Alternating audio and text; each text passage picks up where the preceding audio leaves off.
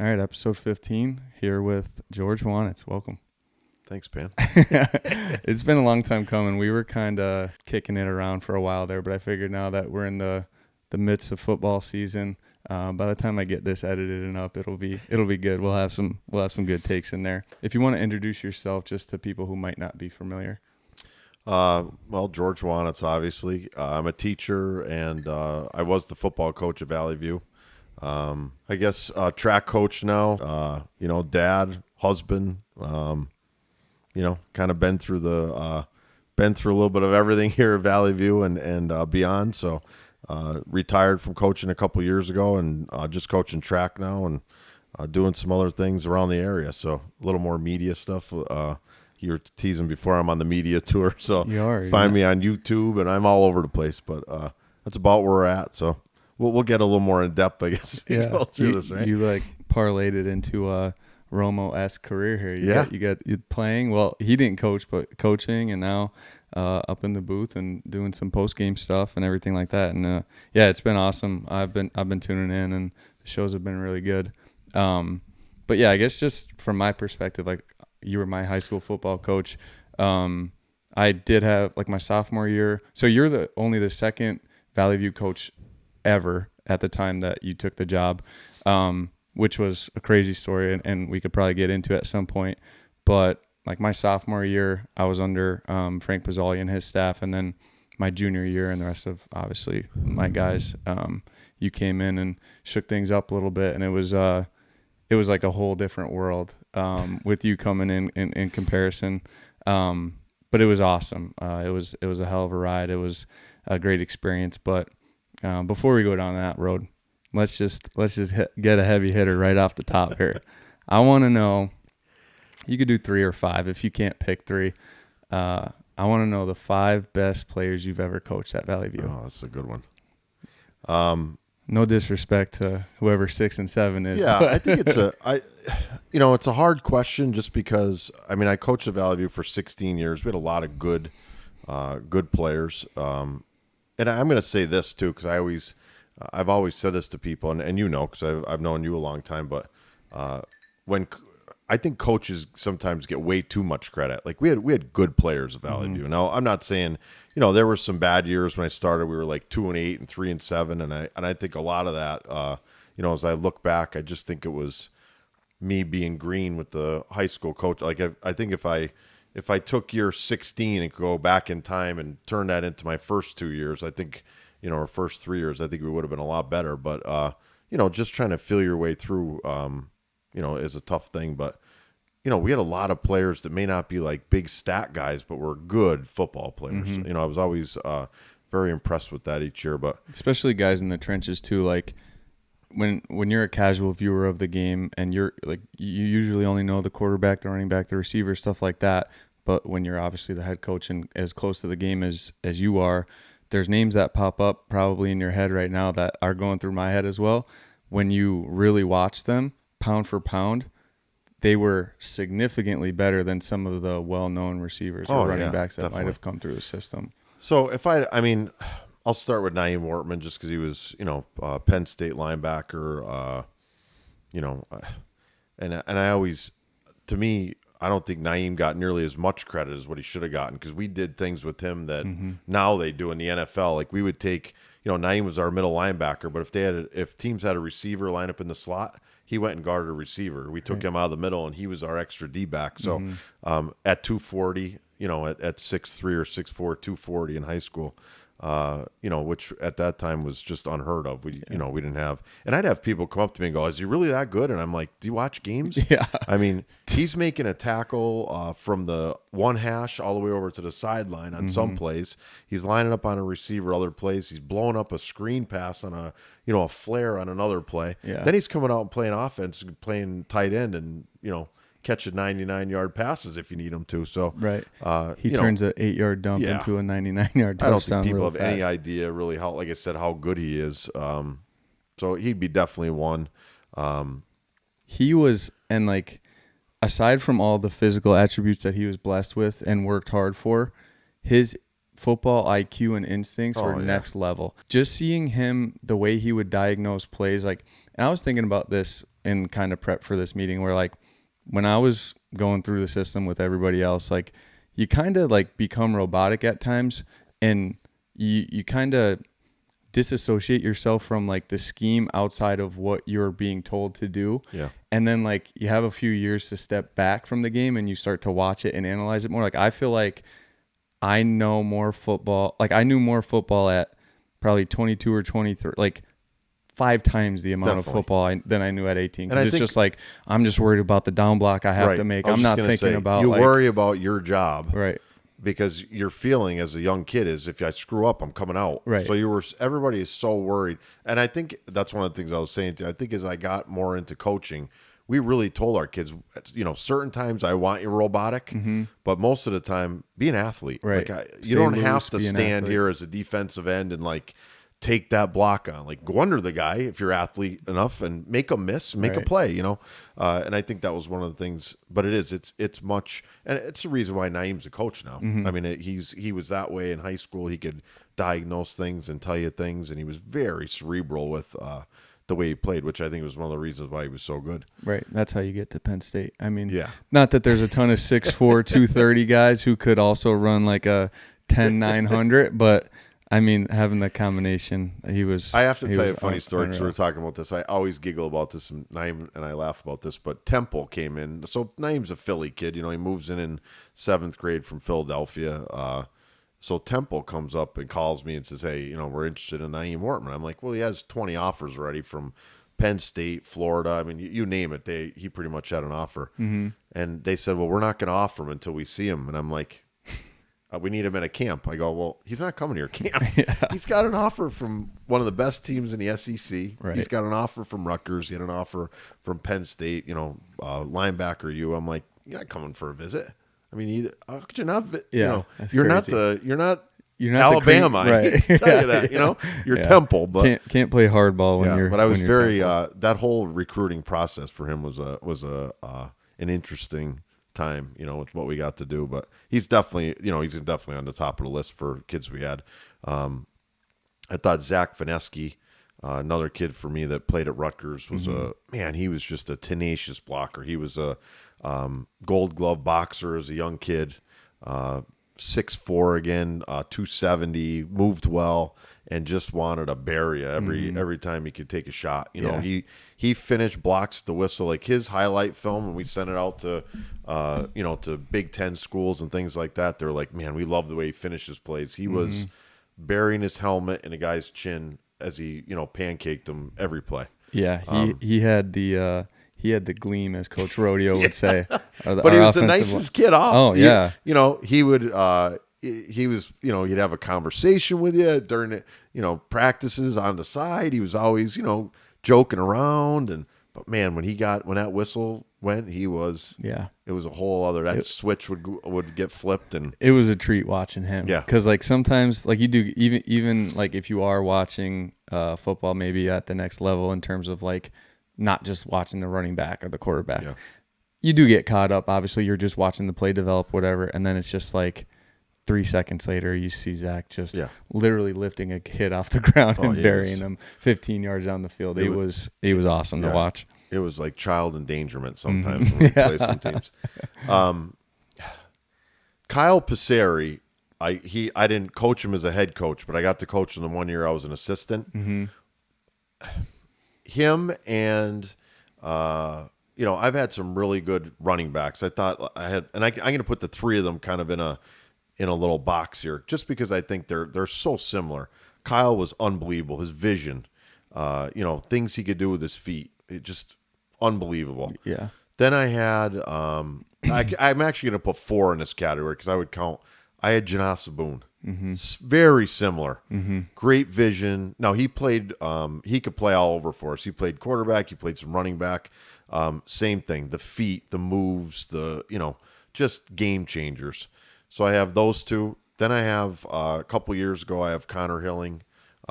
His junior year was just dynamite. 20. I think he ran for 20-some hundred yards. Yeah, crazy numbers. Same thing. The vision, the sideways motion, and then I had.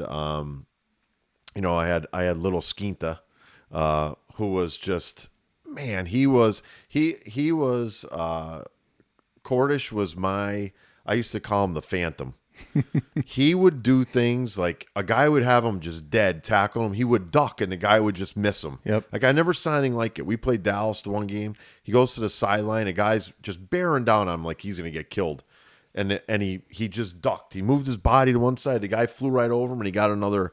Those 4 guys, I'm going to put them all in one clump because I think they were so similar with what they were able to do when the ball was in their hands. But just, Valley View wise, just 4 game changers and big time game changers. Oh God, yeah.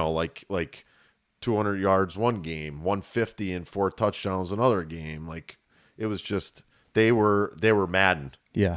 Hit your buttons. Yep. And they'll do whatever, spin, stiff arm, jump cut.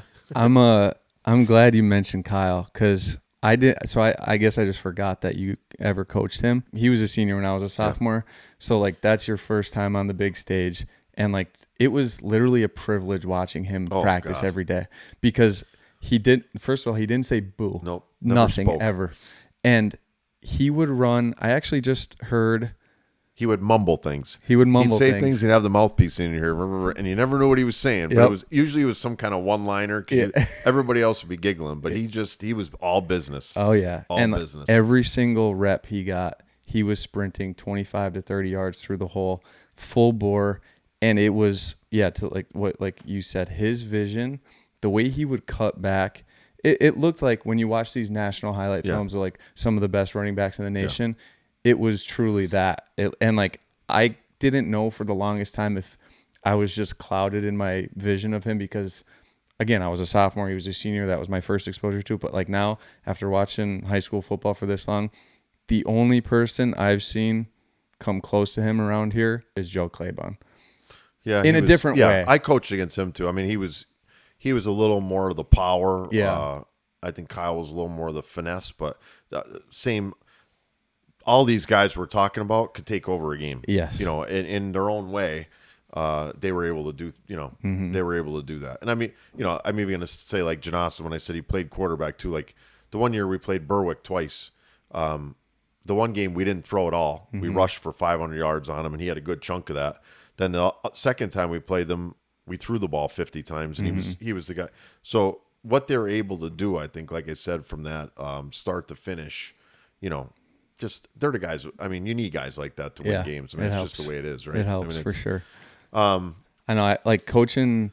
So I was lucky enough to join your staff for a few years, work permitting and everything. Helped out at the freshman level for a couple of years, and then helping out Scotty with the running backs for a couple of years on the varsity level. And Janasa, I think, was the second group of freshmen that we coached, and like we could have done any. I mean, at the freshman level, obviously, like he was just leaps and bounds ahead of everybody else, but on a loaded team, like there was a ton of great talent on his team surrounding him.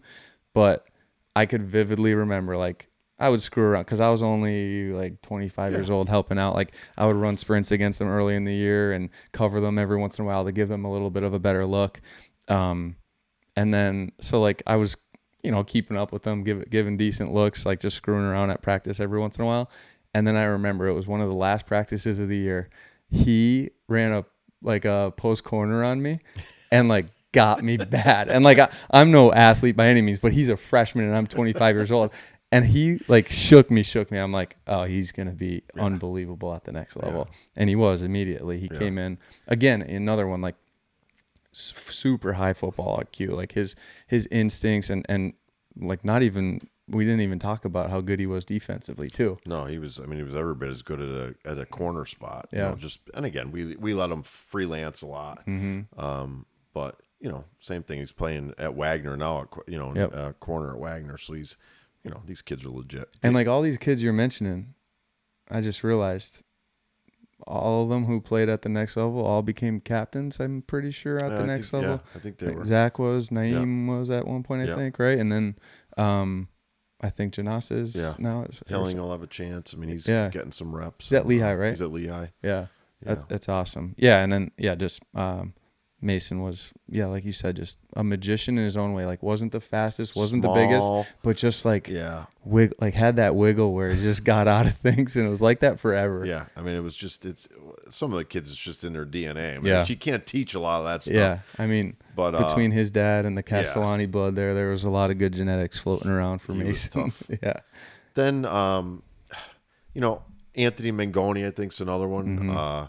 Played center for us and some defense, and went on to play. Started 4 years at Delaware State at center, which is pretty legit. A Division I kid starting as a freshman all the way through. But we were doing stuff with him that you see like these Kelsey doing for the Eagles. I mean, I don't know how many people would ever have their high school center pull. Like we would pull him on sweeps, and we pulled him on some different things, and he was out there on screens and calling out protections, and he was just and he probably could have played fullback for us. He was like a nimble bear, and he was just another kid, high IQ.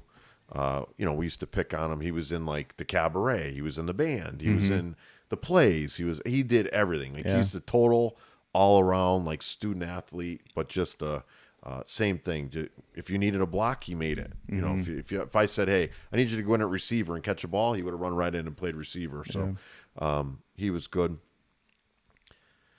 I mean, we had so many good. We really did. We had so. Yeah, the more you think about it, I always say this, and I'm obviously people are going to say, "Oh, well, you're biased." I think my son Adam, if he had not gotten hurt his junior year, torn his ACL, I really think he would have had one of the best year performances ever at Valley View. I really do. That year he played 6 games, and we blew everybody out the first 6 games. We played Scranton, it was 35-0. We played DV, it was like 35-14. We played who else did we blew somebody else out early. We played West Scranton. He only played 5 plays in that game. So most of the games he was playing a half. We go into Crestwood where he gets hurt. He has 600 yards rushing and 10 touchdowns. Yeah. And he had 400-something yards passing and 4 touchdowns. So, you multiply that now till I think we played 14 games or whatever that year. Yeah. I think his numbers statistically would have been through the roof. Would have been, and again, he was 6'4" playing quarterback and ran fairly well. And he was able to do some things that, a lot of the kids at that time weren't able to do. But, and listen, we've had Lally was great. Galantini was great. Cicilline was great. Insane that those guys were all on the same team. And a lot of guys, with like if you said team-wise, like we had some team-wise guys that were just, man, were they good. Even the last couple of years, like McInner was a good receiver for us. Skeen was a utility guy that we could have. He played quarterback one week, receiver. When Adam got hurt, he played quarterback, played receiver, played D-back. We had him everywhere playing stuff.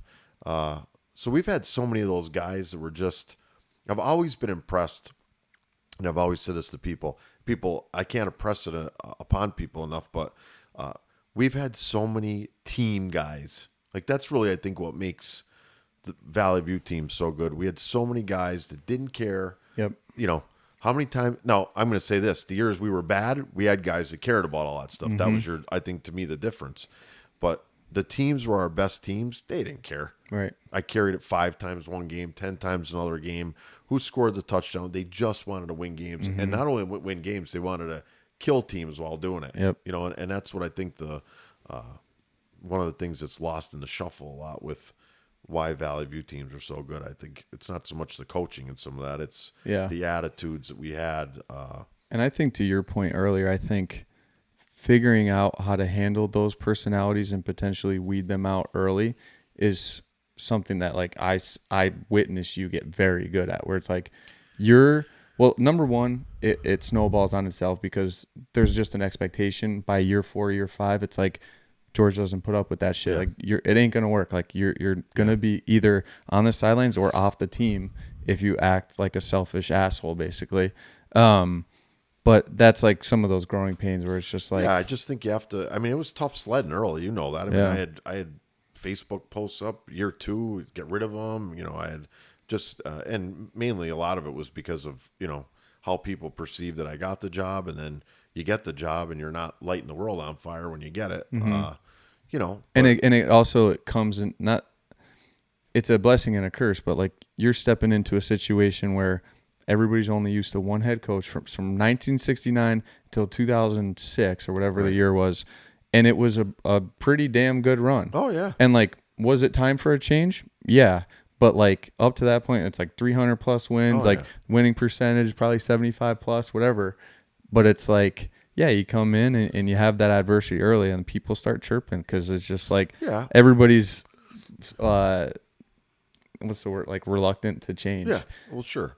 And I think a lot of it is, there was a lot of behind the scenes things going on, and whatever it is what it is at this point. It's water under a bridge with all that stuff. But like you said, I just think once we got the attitudes and the mentality that we wanted, which probably was around year four-ish, then we won the Eastern Conference. We beat Berwick in the Eastern Conference. Then we win the district the next year. Then we had a little bit of like a roller coaster, and then I'm going to say the last 7-8 years. I mean, it was just cooking. It was roll the ball out. The kids knew what they had to do. We didn't deal with a lot of garbage, and it showed on the field. We didn't, mistakes were down, no penalties. Like it was a well-oiled machine at that point. Yeah. And it's still going now. I mean, I give Scott a lot of credit because he's kind of taken what we've done with some of the things with playing guys one way and doing some of those things. And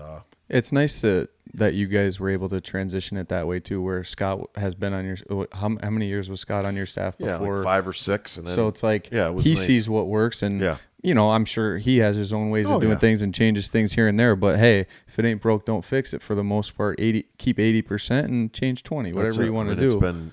I think it's been nice. It's been a nice thing to watch. I never wanted, and I said this to anybody I could say it to. Like I was never one of those people. It's like, oh, I hope they fail because I'm not there. Like I wanted, that type I of would mentality. hope you'd win I was hoping they'd win the state championship the game after I left. And I just feel like, I still feel like you're part of like that architecture. Like you helped kind of build it. Why would you want to see it? Fall down. It's something you put a lot of time and effort in, and now, man, keep going. I hope they keep going farther. And I told him that when when I kind of handed over the reins. I'm like, take it to the next level. And Scott's great. That's what I wanted to do when I got there. The goal, when we wanted to win a district, we hadn't won one at the time, and now him, I hope he can go to the next level with it. Yeah. Easy guy to root for too. Scott's the man. Oh yeah. When that change was happening, like people were asking, I'm like, oh, Scott's great. Like he's like different than George in a bunch of different ways, but like just as good of a person and everything. Is like the program's in good hands there. So it's and it was good for the kids. The staff stayed. There wasn't a whole lot of like you see some of these college programs. It's a whole turnover. It's guys are leaving. It was so nice to just There's so much to be said for that consistency and knowing what to expect when you come in there for spring and summer and everything. There's a lot to be had there. What I wanted to talk to you about that. Like obviously, like you said, it's water under the bridge. Like all the minutia that happened in the background with you coming in. But I guess like I was just thinking about it again, like prepping for this meeting. Like I forget sometimes like how young you were when that was happening. Like you were my age or a year younger when that was happening. And it was a lot because like, listen, it is just high school football. We're both aware of that. There's a lot of bigger things in life, but when you're in it and for those kids involved and the parents involved, it is everything for those 4 years. So there is a lot riding on it. And there's a ton of like trickle down effect, everything that comes from it and with it. But like, I wanted to know like, just what was your mindset and like, what was your approach going into that? Because like, I feel like, in retrospect, like you handled it with a lot of, I don't know if grace is the right word, but like with a lot of dignity and respect and like just kind of conducted yourself in a particular type of way. So I was just like wondering what your mindset was coming into it. Well, I mean, I was at Pawpack for 5 years coaching, driving 50, your mom worked at Pawpack. You're 50 minutes up, 50 minutes back every day. Like, summer practices, I leave at 5 a.m. You get home at 8 at night. Right. Starting a family. So, we have Dylan, Adam, a couple of years after. So, my wife's teaching at Valley View. Her parents and my parents are helping watch the boys. And, I get a call from Valley View that Mr. Walsh is leaving and, there's a job here for you if you want it. So, obviously I come down. I said, they're like, do you want to coach? Yeah, I want to coach. I mean, I've been coaching since I've been 21 years old. I haven't stopped doing football. So, I don't want to say it like in a mean way, but that they really didn't want me down. I mean, it was, I don't know if it was a jealousy thing that I was, they were worried that I was going to take over, but it was pretty much said to me, like, they don't want you. Mm-hmm. So, the superintendent at the time, Mr. Daly's like, hey, we want you to coach. We're bringing you down here to be the next head coach. I mean, he said that to me right in the meeting. And I said, well, I mean, if that's, okay with everybody and everything else, I said, all right, I'll take the job and I'm closer to home. I don't have to drive. I played here. Mm-hmm. So I coached the 1 year. It was fine. I mean, I was new on the staff. The staff had been there. So I kind of did what I had to do. I worked my butt off, coached the way I coach, and thought I did a good job. And then, when the year was over, it was, I think we were 4-6 or 3-7, whatever it was. Mm-hmm. Had me in the office again. And they're like, hey, we think we're going to make a change. And I said, well, I don't feel comfortable. I'm not going to undercut, Coach Bazzalia. I don't feel comfortable. And it was, it was pretty much, it was said to me in this way: we're moving on. So if you want to coach here, you're either going to put in or somebody else is going to put in and get the job, and you may never coach here. Right. So, I'm 30 years old and I'm like, go home and talk to Eileen. And I'm like, what do you think? She goes, well, I mean, it's why you came down here. So if they're making a change, then right. So I put in, called Coach Bazzalia, told him I was putting in. I didn't want to back, I was never going to back into it. I was very honest with it. And, we had a conversation and, and then obviously all the rigmarole went on where I got hired, unhired. So I had I sat out a year of coaching and then, started it up, and it was like I said to you, I think the biggest thing for me, I felt, I don't want to say I felt betrayed because I don't mean it that way, but I played there, played for them. Like, right. This wasn't some guy just coming in from somewhere that right. Let's give it to this person from I thought I had a very close relationship with all those guys, but I mean, it is what it is. It's part of I think it was part of the gig. I think I grew up a lot going through all that, but my parents taught me how to act. I always say that. I'm not rude. I'm not gonna be ignorant to somebody. I'm not gonna, even to this day, I don't, if I see somebody that's said something to me 10 years ago, I mean, if they say hi, I'll say right. say hi to them. Yeah. I mean, I'm not going to go out of my way for some of these people, but I think the one thing that bothered me the most, and this because you're a Valley View guy, was like people forgot. I guess it should have been about Valley View. It became more of a personal, and I didn't like that. Like whatever ties you had. Yeah, like you have people that totally turn their back on the program because they didn't like the coach that was there. And I always thought that was bad. Yeah. You should have been there for the kids. And I always felt, I felt bad for the kids because I think it put a lot of them early on in a bad spot. Like, where maybe a parent was saying something at home, well, if he was here, or one of those deals. Yeah, you instill a little bit of doubt into a 17-year-old's head, and it goes a long way. And I think it's hard, And then, like I said to you, as we started to I think this is the thing that really pisses me off the most. Still to this day, I'm still a little, and I say it to my wife sometimes. I've said it to other people, but like I said to you, there was groups, like alumni groups that had, Fire George up on Facebook and all these petitions and all this stuff when we started off bad. And I think the thing that bothers me the most is when we ran off the last 8 years and won like 10 games, over 10 games, like 7 out of the last 8. No, none of those guys ever came out and said, we were wrong. Right. We should have given you the benefit of the doubt. We should, we shouldn't have done that.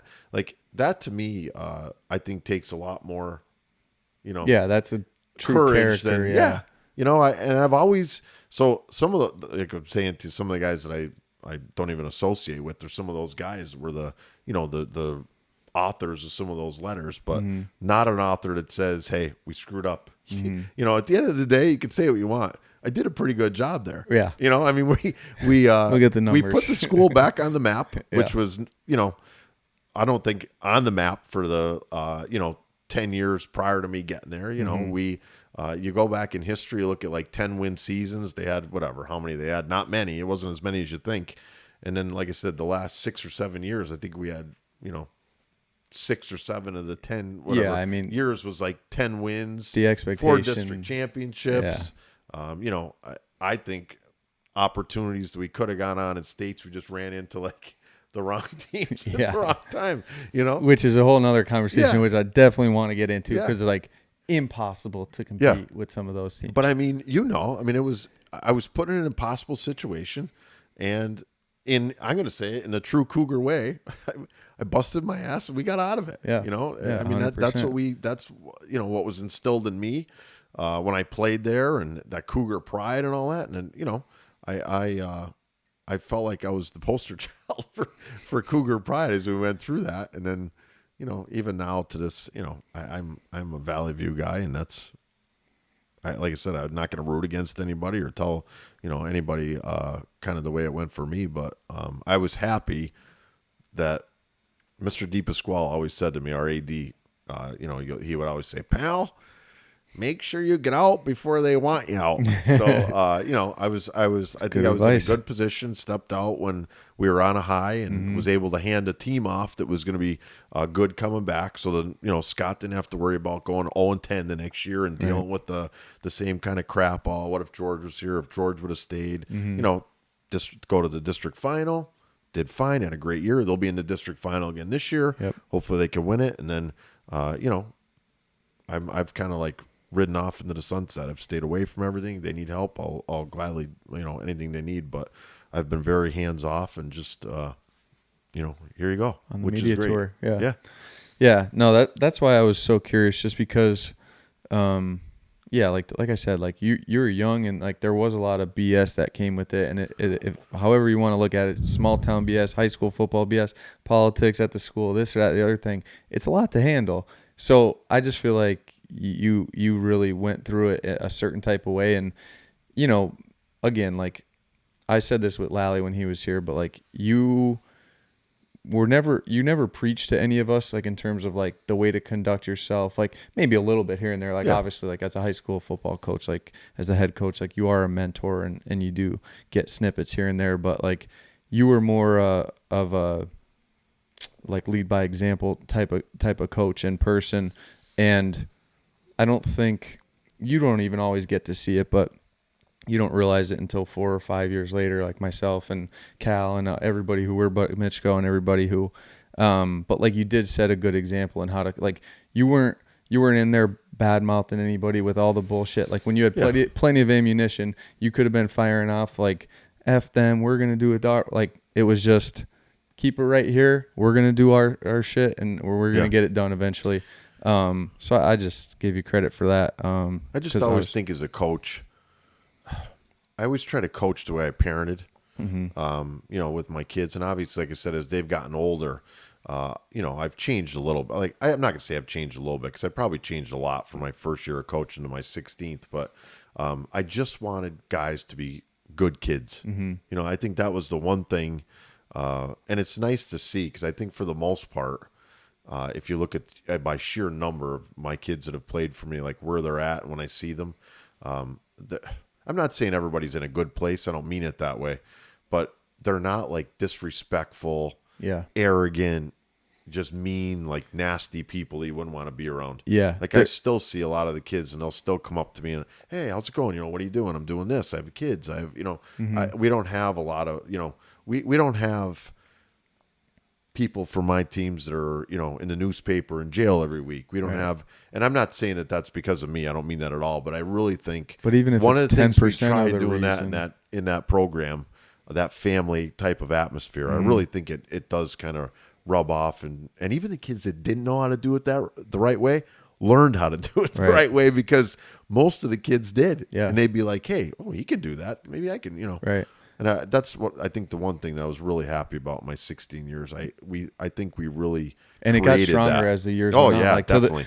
For the same reason, some of the shitheads that you have early that end up staying on the team and becoming, I don't want to call it a cancer, but for lack of a better terms, like a cancer to the team.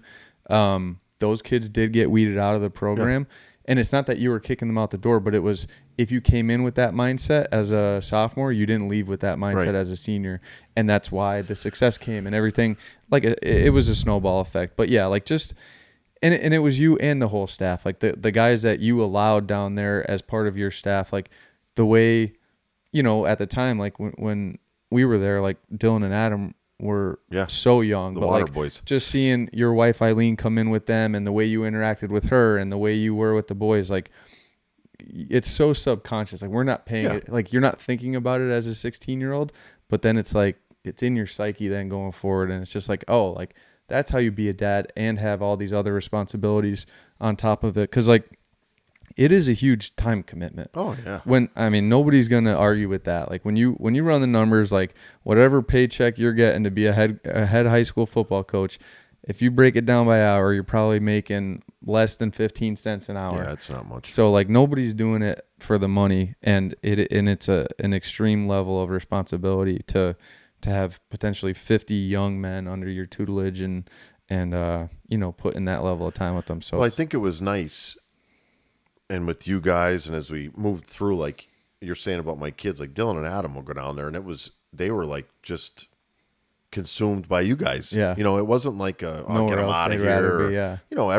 Everybody really became like I'm not going to say like a father figure, but I mean, my kids still look up to, some of the kids, real close with Naeem, Lally. We see Nikki Crail all the time. Like I turn around last week at the Pitt game, Nikki's sitting behind me screaming in my ear, right? So, there's just so many of those guys that the boys even see now, that really you become one big extended family. I mean, that's what I think we had all the coaches who had families, like everybody's married, has kids, doing things the right way. And people see that. I mean, it rubs off on you. Like I said, as my kids were down there, I never had any. Like, I'd never worried about my kids walking in a locker room and learning a word they didn't know, or walking in a locker room and seeing something that they shouldn't see, which you hear about all the time, right? Oh, God, yeah. We never, and you know that, never had to worry about. No. Even in our 2 and 8 years, the guys were just good guys. That happy-go-lucky. We didn't have a lot of, like, attitude guys, and it does. I mean, that rubs off, as those younger kids keep coming up through. Like I said, especially with my boys, I think my boys appreciate being able to come down there with guys like you guys, probably maybe more than the playing, because it's a big part of their life. They were there from birth to graduation. I know. It's crazy to me that like they're in college now doing their thing. Like, so Adam's at Pitt playing football. Yeah. Dylan was at Westchester playing baseball, now at Boston College. How old is Addison now? Addison's 15. She'll be 16. She'll be driving in December. It's insane. Which is even scarier. Insane how fast that happened. But it is. I mean, I've really enjoyed that, I think, from a coaching perspective. I got to coach both my boys. And, Dylan, even in his own right with what he was able to do at tight end, he had the same thing. If he probably didn't hurt his knee, he had some D1 offers. And then, I'm coaching Addison now at track. It's just nice to, like I said, and I'm not one of those guys that was like, all right, my son has to play shortstop. My son, and people would say, oh, well, your son was the quarterback. Well, he was, because he was 6'4" and could chuck the ball 60 yards and ran fairly well. And then I always take heat because Adam started for us as a freshman at safety, and he was bad. I mean, we still joke about it to this day. He couldn't tackle. He was bad. But I tell people this all the time. I had 3 other D-backs that wouldn't make a call. So you know how my defense was. Like I'm running blitz after blitz, and I needed somebody who will make a call. He can make the calls. Right. So we took the bullets as a freshman. He got, better as he moved up. But, just being able to be around them and interact that way. And, I'm obviously really close with my kids, and my wife's close with my kids. But that togetherness and camaraderie makes you even that much. You go on hunting trips, it's like the same type of thing. You know, when you're doing stuff with your parents, that bond just gets stronger and stronger. I think that's all you can ask for as a dad. Yeah, it's cool to have that much, like, bringing you together for that many years too, because it's like, I don't know, like any other parent, like you only get, you know, those few hours after school or whatever, but like you're getting all those extra hours for all those years, so it was neat. So yeah, just talking about your approach, I guess, like more from a mindset perspective when you came in, but also from like a coaching perspective. Like I remember when you came in, like I said earlier, like it was a world of difference, because when I was a sophomore, we were the ones on the scout team under Coach Pizzalia and his staff, and every practice was brutal. Like those senior guys, like they really took us under their wing. Like they were a good group of guys, but there were some bruisers on there, and they roughed us up every day. It was kind of like a tough love deal, because they'd also like give us a ride home and take us out to hang out with the senior girls. So it was like you deal with it. But then when you came in, it was a very different approach, where the practices were more like games. Like we weren't going through the motions anymore. It was starter on starter for the most part. Like if you weren't starting both ways, like if I was playing tight end, like I'm going against Brandon Mackey, who's the starting defensive end. And like for me, like I was under, like I couldn't move him. So like every day it was just as hard as the games for me. And it created for a different atmosphere and a very competitive atmosphere. So I guess like, what was your mindset with that approach, I guess? Like, was that something you took from Paul Pack? Because I'm assuming like when you went through Valley View, and then obviously you played at the next level, so like maybe you got it there, which makes sense. But like that wouldn't have been something that you experienced when you, let's sneak it in there, won a state championship at Valley View. Yeah, I mean, so when we played, I'm just going to use my senior year of high school.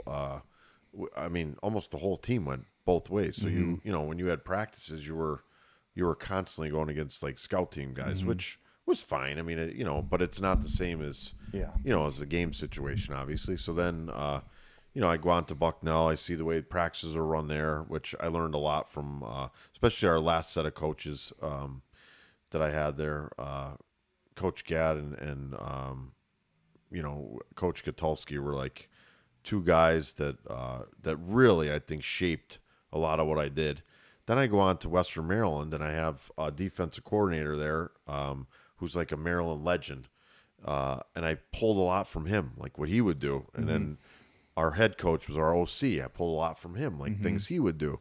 Then I got to Paul Pack, and Stanley Kaharski did things a certain way. So I was really able to kind of blend a lot of – I said this last year. I really was able to blend a lot of – I'm going to call them like mentors, because they really were mentors, especially my last years of playing and coaching in college and then coaching at Paw Pack.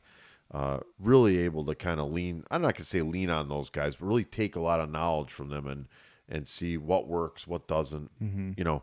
And I even changed a lot from you guys to like my 15th, 16th year. I mean, I'm going to be honest with you, and people would make fun of me, but when I got to my last couple of years, we'd only have like one practice a day with full pads. We were, you know, uppers another day, shorts another day. Like I got to a point where I felt that, you know, we'd have one hard day on a Tuesday and like beat the crap out of each other. And then Wednesday was light, Thursday was light, and I wanted everybody ready to go for Friday, you know? Yeah, I mean, it makes sense. The season does take a toll on you. And when you're in week 7, like you're not going to learn how to tackle better. Correct. Like if you know how to tackle, you know how to tackle at that point. Like, and you keep it fresh enough on the Tuesday, like you said. You go live, you go hard, but like you don't need to drill tackling at that point. And we would do that. I mean, as the year went, like it really got to like, guys, we're gonna go through what we got to do in a practice. You know, I don't need 2.5 hours to get anything done. I need an hour and 45 minutes. We're gonna keep your legs fresh. We're gonna get you out, and I really think it would make a difference. And you know, as you started to watch, like, man, the more we went to that guys playing one way, our offensive linemen in the fourth quarter were fresh. Our defensive linemen were fresh. Our skill guys, some of them went both ways, but even them, you know, we didn't kill them. They were fresh. I mean, it makes a big difference in a high school situation when you're going 60 plays instead of 120. Yeah, especially like in the classification that we're in, where like you're right on that borderline where, a lot of teams do have to, like they might not get the numbers that Valley View does, so they have to go two ways with their best players. And we're right on that borderline where we have just enough if we get enough guys out. Well, I'm going to tell you something, both and I've ways. had this discussion with a lot of people, and they don't like what I say, but I'm going to stick to it. You can have kids go both ways in high school football if you want to, but you can get away with going one way. You just got to be willing to take some licks. Mm-hmm. And coaches aren't worried; they don't want to take licks, which I think is a bad attitude to have and a bad mentality. And I think that's one of the reasons why, as I got to the end, like the last 6, 7, 8 years, I think we did so well because I wasn't afraid to lose a game during the regular season and leave my young guys in there to get beat up because by the end, they were ready. Yep. Right. So, and I always tell people that they're always like, "Oh, well, this kid's not ready. He's not." Put him in. It's the only way you get ready. Yeah. You don't get ready standing. And I say the same thing. Like watch NFL games. You're like, "Oh, the rookie quarterback shouldn't be going in. He's going to get the only way." Now, again, you watch some of these guys now that they sit behind guys that are studs and they come out and they're pretty good. It works. It works out both ways. Yes, but to me, there's nothing like playing in a game. Yes. Right. The only way you can get better to me, practice is practice. It's not the same. No one's going 100 miles an hour. Like you go 110 miles an hour then when the game comes if you think they're going 100 in practice.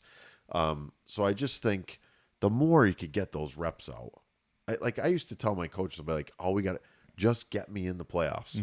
Because I'm going to tell you, I know I can coach us to 2 or 3 wins in the playoffs, but you just got to get there. So if 5-5 gets you there and I could get my guys ready, 10-1 or 10-0, 5-5, who cares? Right. Like at the end of the day, some people do, but I Did think you as win I got deeper in, Yeah. I didn't really care what the record was. I just wanted to get in because I knew once I got in, I could do a lot of damage when I got in there. Yeah. That's why I always feel bad for you guys.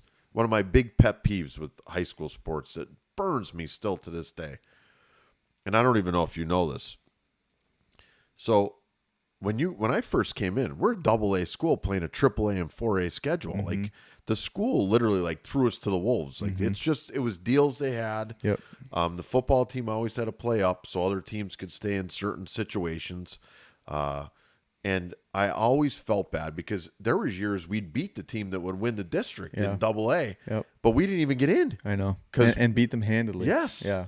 Because we were playing like DV, who was loaded up. We were playing like our schedule would be Abington loaded, big school. DV loaded, big school. Scranton loaded, big school. West Scranton was decent at that time, big school. Then our down games would be Dunmore good, Riverside good, right? Yeah. And like Wyoming area. We just happened to hit it too. Yeah. At a time when the small schools were really good too. Yes. Like we had a couple. But we had a rough schedule. But in AA, I mean, there was years we were 2-8, 3-7, 4-6, didn't get in. And had we gotten in, you guys would have won district championships. I don't care what anybody says. Yeah. Definitely would have. Yeah. But we would always come in as like a 4 seed, maybe, or we just miss out. Like these PowerPoints and all that weren't happening then. So we were kind of like sacrificial lambs at that time that I never thought was fair. Yeah. It was tough. I know. We because everybody who goes through high school football and doesn't succeed to the level that everybody wanted to, when you're at a party and you're 22 years old, it comes up and you talk about this and that whenever. And we always do say like the one year, even like our sophomore year, I think it was like Matt McGloin's junior year at Westside, and we whooped them killed bad. Them. And that game was over at halftime. It was like 42-0 at halftime. Crazy. That game. And like Kyle Passeri went off. Speaking of, and then like they go on to play in like the state championship or whatever. It's like if we were in AAA that year, we would have freaking been at the dance. But it's crazy how it just works out sometimes. But sometimes it's bad luck. So I wanted to ask you about that because you would know more about it than me. So I was actually just watching one of the games like streaming on one of the Valley View games streaming on TV. With like my family was around or whatever, and we were all just hanging out and had it on in the background kind of, and everyone's like, oh, like my dad, he's like old school. He's like, I miss the like Big 11 days. Like you play all the local teams and whatever. And I was playing into that a little bit. Cause I was like, it is fun. We were just talking about it, but like Randy Nichols is in our fantasy football league now. So we bullshit with him, and he's got the upper hand. He got us like our junior and senior year, and he was a good player up at Lakeland with that, and they had a good squad. But like all those little connections like aren't going to be there now, because like you look at Valley View's schedule and we're playing teams from all over, and it's good on the competitive level because maybe we're playing up to the classifications, like because we've been performing at a certain standard for the past 15 years. But it stinks like not playing like this year. Like Mid Valley's good. It would be fun to see Valley View play Mid Valley and play Lakeland and play Dunmore and play all these teams that are a little bit closer to us. Like the closest team we're playing is Abington, and I don't know how that all works. It's a slippery slope, and I think when we got like my last 10 years in, a lot of the as we got better, like up to that point where I call this the cock of the walk at that point, right? Yeah. I just think we were the best team. Oh yeah, I mean, 9 or 10 wins was the expectation. You can make whatever arguments you want. Us and DV are probably the two best programs in the last 10 years. But the smaller schools did not want to play. Like there was times we'd go into like I would go in. There was people that would come call me and be like, "Why are you saying you want to play?" Like I wanted to play Berwick every year. Like that to me was the perfect Super Bowl. Yeah. Right? I mean, and it's the perfect I grew up with that.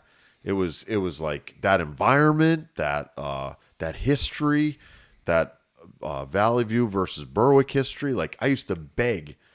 I used to go to our AD and be like, "You got to get them on the schedule. Like that's the one team I want to play." And people would be like, "I can't believe you want to." And I think we beat them. I don't think I lost to them once. I think we're 8-0 the last 8 times against them. Yeah. But, they were fun games. Yeah. Like really good that games. Environment and just our kids being in that environment. I just wanted them. I love memories. Like that was my big thing as a coach. And I would say that to our AD, like, I don't want to play these teams that are 0-10. Right. It's not doing like we played Mid Valley a couple of years, and I'm not knocking Mid Valley, but it didn't do us any good to play Mid Valley. Yeah. If you won, well, you were bigger than them. You should beat them anyway. And if God forbid you lost, it was you lost, and you hear about it for the next 50 years. So that became really what the slippery slope was. They didn't think numbers wise they could hold up against the bigger schools, and really for the bigger schools, it wasn't doing us any good to play. A lot of those schools anyway. And I'm going to tell you this, and I don't want anybody to get offended, but like Mid Valley's playing okay this year. Valley View beat them by 28 points. Oh God, at least. Yeah. So I remind the girl upstairs. Like people like to chirp all the time about stuff, but the reality of it is, you have no idea what it's like to play. Yeah, it's levels. Like, there's levels. Valley View is 3-1 right now, and got beat by Prep handily, but the other teams they played are pretty good. Yeah, and they've they're pretty good. They're exceeding expectations. That's for sure. When you're rolling in and playing like Susquehanna and Trail and some of these other schools, you win a couple games, you're like, oh, we could beat Valley View. Take a step back, take a deep breath. Right. Look in the mirror. I'm telling you, as an adult, you are not beating them. All right. So, now, could there be a year or two coming up? You might get them. It's gotta be a perfect storm. Yeah. But selfishly, that's what it was, though. I like that game on the schedule just to remind them. Well, yeah. But like I said to you. But like for points for playoffs and all that stuff, like, it doesn't make sense, and it isn't doing the team any good in terms of getting better and suiting yourself it's for tough the playoffs. For them to make the schedules, because you really don't know how good teams are going to be, and it's a 2-year cycle. Right. Like, to me, Western Wayne's pretty good right now. Yeah. They could definitely be playing up, right? And competing, I think, against a lot of the teams. But coming into the season, do you know that? You don't know 2 that. years ago, right, did that's you know the problem. that? Yeah. And when you make the schedules, you just don't know. Yeah. I I guess, like, if I had it my way, it's like just sprinkle in 1 or 2 like local. Yeah, I think games. Dunmore should play Valley View. Yeah. You could sprinkle that game in. I it think is just Riverside weird. would even play probably just to, but it is weird though, because like while we're perfect example, like Lakeland was a powerhouse. So like if you get them on the schedule 2 years out, it's like, oh, Valley View Lakeland, that's going to be a great game. And that was our memory. Yes. Like that, like we had a bunch of different memories, but like it was the first game of the season. 13,000 people showed up. They're 4 deep on the fence. The bleachers are filled, and it's like everything you could ever hope for as a kid going to a high school game, in terms of environment. And now it's like, well, that's not there anymore. Plus, like, you're losing those local, like, the stupid Yeah. ties, like, where you become buddies with these guys, like, after the fact or whatever, after you come to terms that they're not the douchebag you think they are. It's just a much different sports environment. And I think just for those reasons, there's just so many, like, the rivalry things are gone. Yeah. I mean, they just, like, 5, 6, 7 years ago, they wiped that out pretty much when they, you know, I can even say from, like, Valley View's perspective, I mean, other than prep, there really isn't any. Yeah, that's anymore. The only one, no. And I mean, I could tell you this, like, I've had this conversation with my wife when I was contemplating leaving. One of the reasons why I got out of coaching is it got boring. Mm-hmm. Like, it got to a point where you'd have maybe 2 or 3 like big games on the schedule, and then you know, I'd be waiting for like the district playoffs to come, and then the first 2 weeks of that, I'd be playing the 8 seed who was, you know, 2-8, and then I'd play the, you know, this 5 seed who was, and you know, then you'd get to the district championship and your juices would start flowing again. Right. But that's what it got to. Like, it got to that point where it's very hard. It was very hard for me, you know, after all those years to just get pumped up for a Friday. Like, I'd be sitting around during the week just trying to come up with stuff to, like, this defense, this, just to give me a little excitement that it might be, you know, something where you get a big sack and get the kids juiced up. But like, as I would get stuff going, you know, how many games we come out of where they have like minus 20 yards at halftime? Yeah. And I'd be going, what the heck am I doing? I know. Like, the challenge isn't there. I spent 12 or 14 hours this week just watching film for minus 20. Right. Like, and some people would be like, oh, that's unbelievable, but it's boring. Right. You wanna push the envelope. You want to test yourself. Like, I would have played, if you told me I could play like Allentown Central Catholic every week, or you know, Malvern, or some of these big schools, even if you get swamped, at least it's challenging. Right. You know, you get to a point where you know, I think that's what you look for. You know, especially as you've done it a lot of years. I don't know.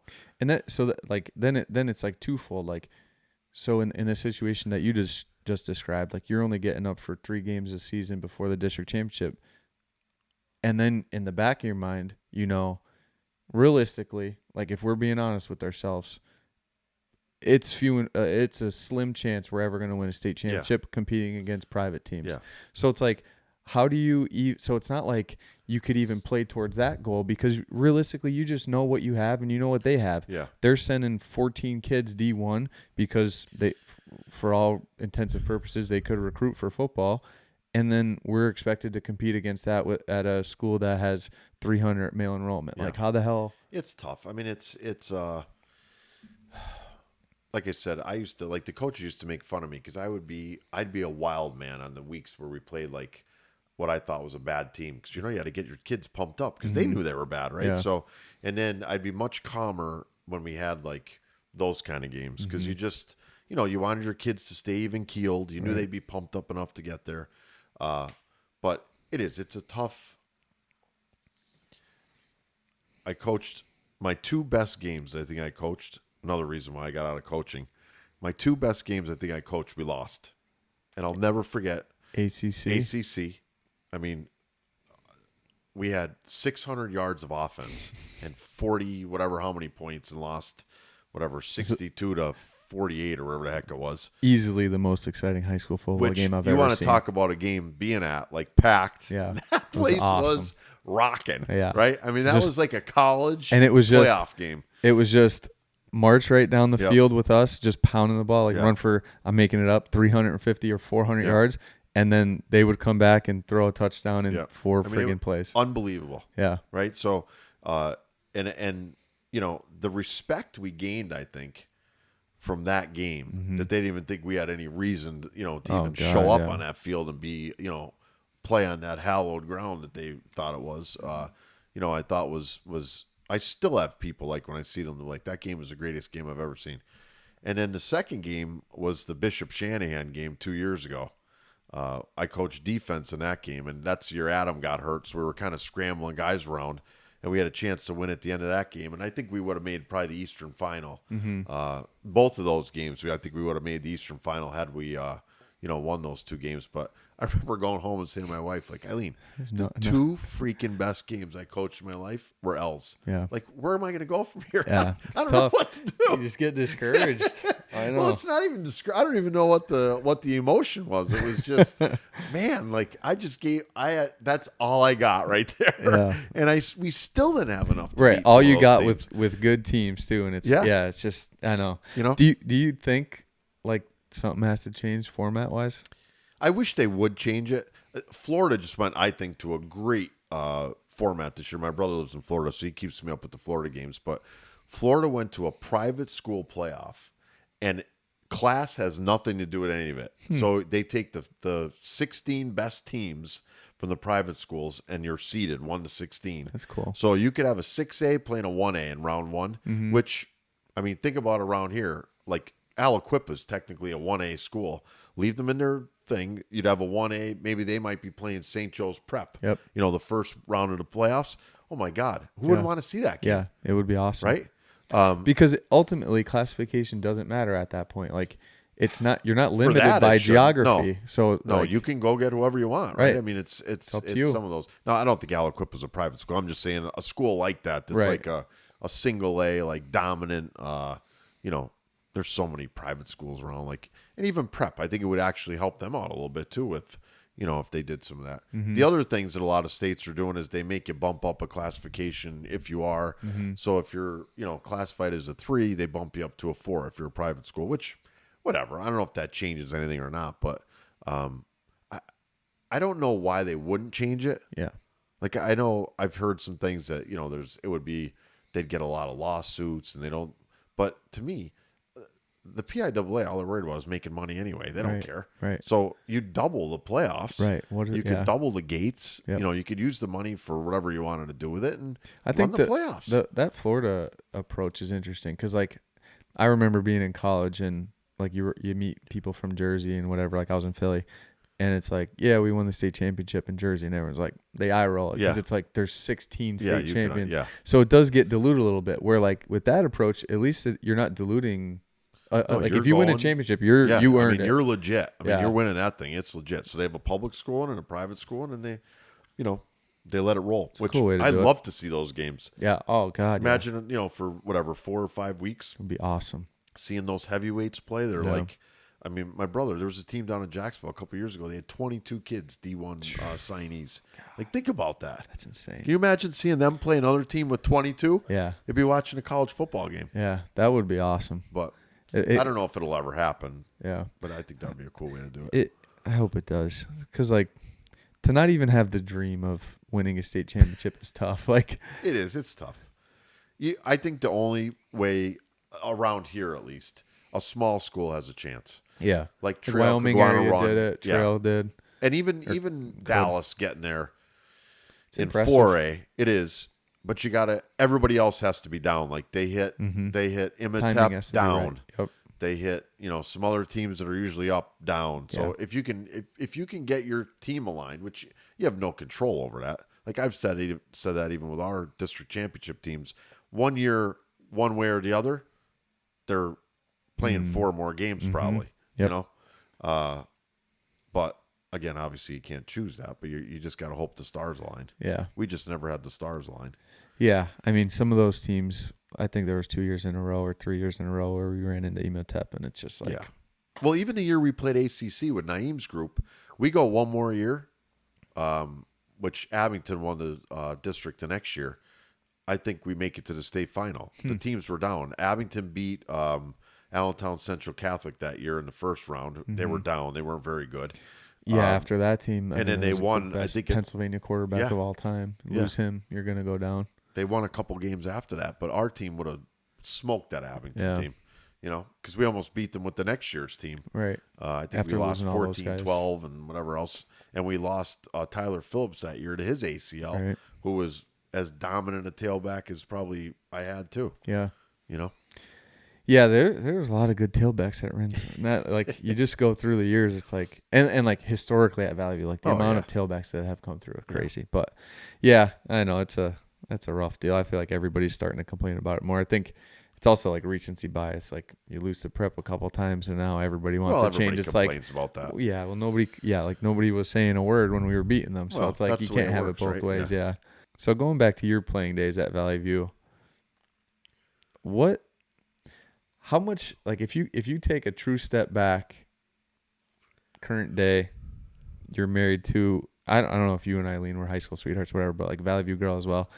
Everything that has panned out, if you take away a successful football season and a state championship, do you think everything pans out in your life the way that it does?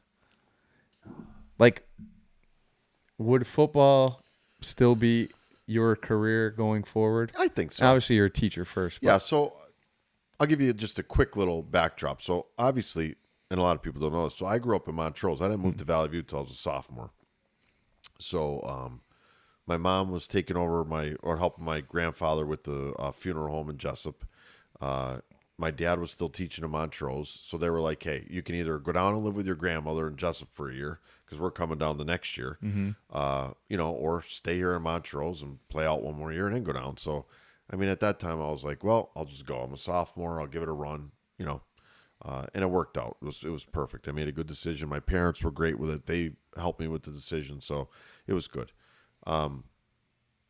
I think the state championship thing was just like a cherry on top. I think, I don't think it would have changed much. I probably still would have been at Bucknell. I think, I actually met Eileen.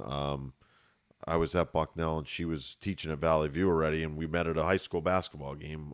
When Billy Seelick and that group was making their run. Yeah. Pottsville hosted Valley View for the state playoff game, and I was at Bucknell, just drove to Pottsville. I'm like, yeah, I'll go see the game. I remember going to that game. Yeah. I was actually, Nick Losey was a coach then. So I was good buddies with Frankie, his son. Okay. And was around the team every once in a while. That team was back good, then. right? Yeah, it was fun. I mean, you had 7'2", you had good guards, right? I mean, it was a good game to watch. Yeah, I was young. So, and for me, I see this gorgeous girl walking. I'm like, who the hell is that, right? And then find out that she has my brother in class, and she has, things lead down that path, and it worked out great. So I always tell her, she's the GOAT, by the way. You did good there. I way outkicked my coverage. She's the best. So I always tease Billy Seelick that he was like, he's the reason I married Eileen. I had 3 great kids. So, but yeah, I mean, I think it probably would have stayed the same. Even if had I even stayed at Montrose, I don't know if things would have really been that much different for me. I really don't. Was your dad coaching at Montrose? My dad coached in the the late 70s, early 80s. Okay, I thought I remember you saying that. Yeah. So I got to see him at a young age, what he was able to do and things he did. So I think that's really probably where I got the bug from, the coach. Yeah. And I just enjoy being around people, talking to people. I really enjoy helping people, probably more than anything. And know that we've had that conversation even with the helping with recruiting and all that. That was always my big thing. What can you do to help some of these, to help the kids, try to get them their lives better or get them on the right path to do things. And I really think that's, one of the main reasons why I kept doing what I was doing. I know. I was thinking about that as well. And we talked about that with Lally, and that was one of the very early things. Whenever people would ask me have an impression on you or whatever, that was one of the first things I always brought up. You helped everybody, whatever it was, you were always willing to lend a helping hand. Even me, I kind of forgot about it, honestly, but I was a very average at best player.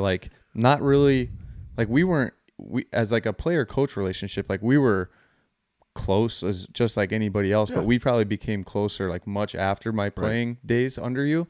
But I was 22 years old coming out of St. Joe's looking for a job, and you hooked me up with your buddy Tom Kowalczyk, and he basically got me my first job at Lockheed. How many high school coaches are doing that for somebody that we weren't super close during my you see high school coaches they get close to their quarterback, they're better players, everything like that. I was just another name coming through the system. And you always looked out for everybody. I'm not alone with that story. So it's just I don't know, that's the stuff that goes a long way. Who knows where I would be if I didn't get that job first or whatever. Well, I just think it makes everybody around look better, right?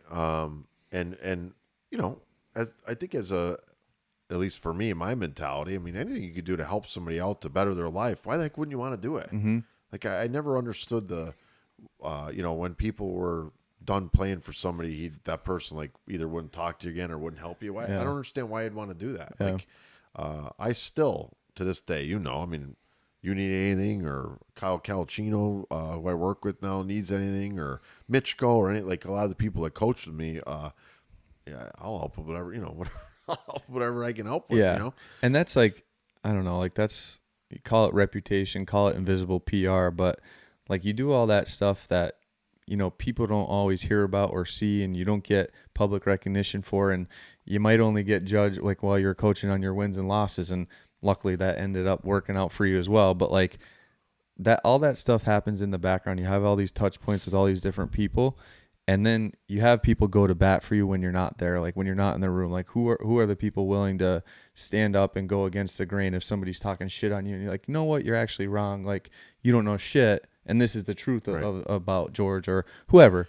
But like, I mean, I guess that's how good reputations are formed, like not earth-shattering information here, but like it's just worth mentioning, because now that you are moved on from it, it's like you're still not done. Like you still have all these touch points with all these, I mean, like at this point, probably thousands of kids that you've coached, and like you have sometimes a little impact, sometimes a huge impact on them. So I've always felt that, like, I never wanted to shout from the rooftops things that I've done. Yeah. Like I've always been one of those guys where I'm going to do it. I don't need it put in the paper. Yeah. I don't need it, it works itself out in the wash. Yeah. I just think at the end of the day, it's a thing between me and whoever you helped. And then, you just, it's, I guess it's what you're doing, when people aren't watching, kind of thing that, that's kind of how I always felt. I didn't have to shout it out or tell anybody, oh, I got 10 kids in college, or I got this guy, whatever. I mean, it's, if you're doing good for long enough, it always comes out. Yeah, it comes out. Yeah. And like, if you do look around, even just at other like local coaches that kind of stood the test of time and ended up building good programs and good reputations and good character kids under them, like Coach Hens is at Dunmore, even Frank and his staff, like there's a reason why there's these sustained success, and a lot of it comes down to like family morals and values and how you conduct yourself, and sometimes it's faith, and sometimes it's whatever keeps you grounded. Sometimes it's your wife, your kids, whatever it is. But I think having that like moral backbone as a head coach, as well as just a person, like you need that, because other guys come and go, and it's probably because of like dumb shit where it's like maybe they spoke up too many times, or they ran their mouth about somebody around the wrong people, where you and Coach Hens and other coaches, you just bite your lip when there's a million times you probably wanted to talk shit about somebody or something going on, and you just bite your tongue, and like sometimes it's the things you don't say that end up like kind of paying dividends in the long run. So it's just, I don't know, just I guess lessons out there to anybody listening. You see a lot of it now. I mean, everything now is just, it's a constant bash fest. Yeah. People love piling on. And people like that. Yeah. I mean, there's a big chunk of society right now that wants the bash fest. My thing always was, if you're not going to say something nice, what are you even going to say? Keep to yourself, do the things you got to do. Mm-hmm. I think the country would be in a better place right now if we would just kind of, at the end of the day, if everybody would just kind of help each other out when they needed help, everything would run so much better than it's run, But it's the constant like tug of war with things, and you get that now with, I see it in education, I see it with sports, you see it with on the commercials on TV. I mean, it's just there's not a lot of smooth sailing right now. It's a very bumpy road when you look at everything. I thought about this like oddly early on in the Facebook days when like people started going on Facebook rants and this and that and the other thing.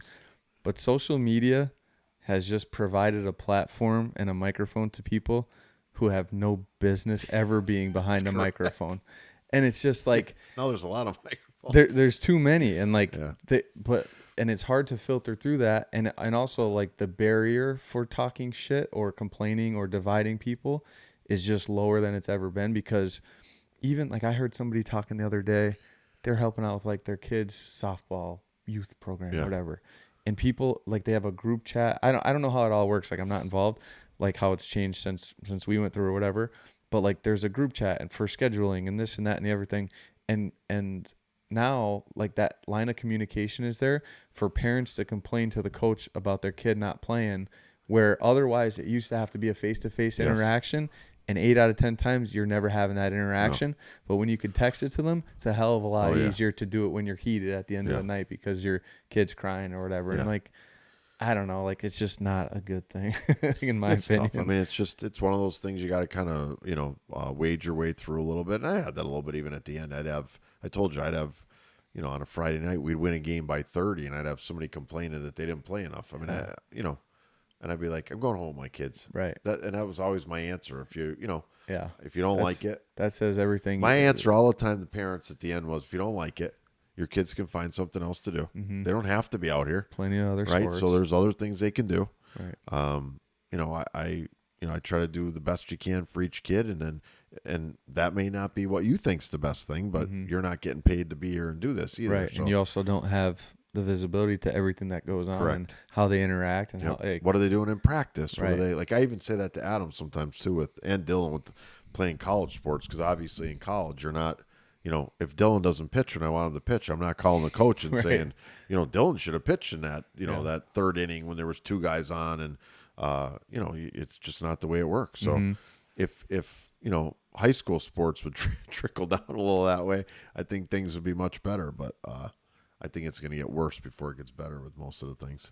Yeah, I agree. Unfortunately, it's like hopefully people come around to like realize that it's only probably negatively impacting their kid in the long run. But I don't know. It's I used to have a parents meeting. It's the first thing I used to tell my parents: negativity at home is not helping anything. Mm-hmm. Because when your kid comes home, he could have had the best day of practice and been like, and then you come home and go, oh, that coach doesn't know what he's talking about, or you should be playing over Johnny, and you should be. That does nothing for the psyche. Yep. Except bring it down. Right. Because you show up the next day, and then you might have been on the verge of winning that starting Correct. Job, and now you're coming with this shit that mentality. attitude, and you're cooked. Yep. It kills you. It's just it's the most negative. I used to say it's like a negative evil. The evilest thing you could do to your kid. I know. Even me, being a parent with my kids playing all these sports, never, have I ever said anything about a coach. No. And even if I thought they were bad, which, my kids have been around some bad ones too, never. Yeah, never. you can't. There's just no good byproduct that comes from it. It just poisons the water. It would be like talking, like the same way you shouldn't talk about coaches. Like, unless there is truly like something non-sports related going on, like it would be like talking negatively about your spouse to your kids. Like, you just can't do it. What are you gonna get out of that? Right. Like, Nothing. you're not trying to side with your kid here against somebody. Like, it doesn't make sense. But I wanted to ask, so speaking of, like, outside of all the parent stuff that coaches have to deal with and everything like that, like, you told us some fun stories through your playing days at Valley View when you guys were making your state run and everything like that. And there were some wild characters on your team, and like every team, there's you got 50 teenage boys on a team. There's going to be a couple wild ones on there. Number one, I guess, any of those like just like really lasting memories that stick out to you that you don't have to put any names to it or anything, but that would just be like funny to hear. And then like 2, I guess, how do you think like the student athlete has changed from 1991 or 2 to today?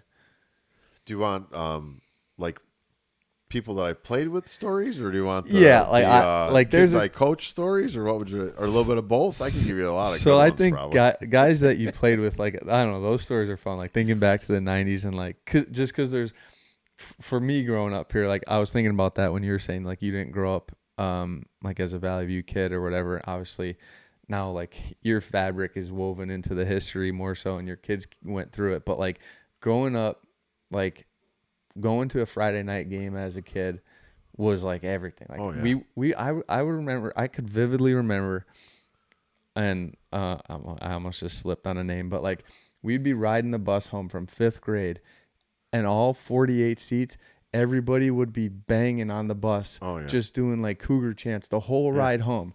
So, and then we get home, walk to the game, and you hear the mystique about everybody playing, and then like obviously like your guys like names live in infamy through these towns.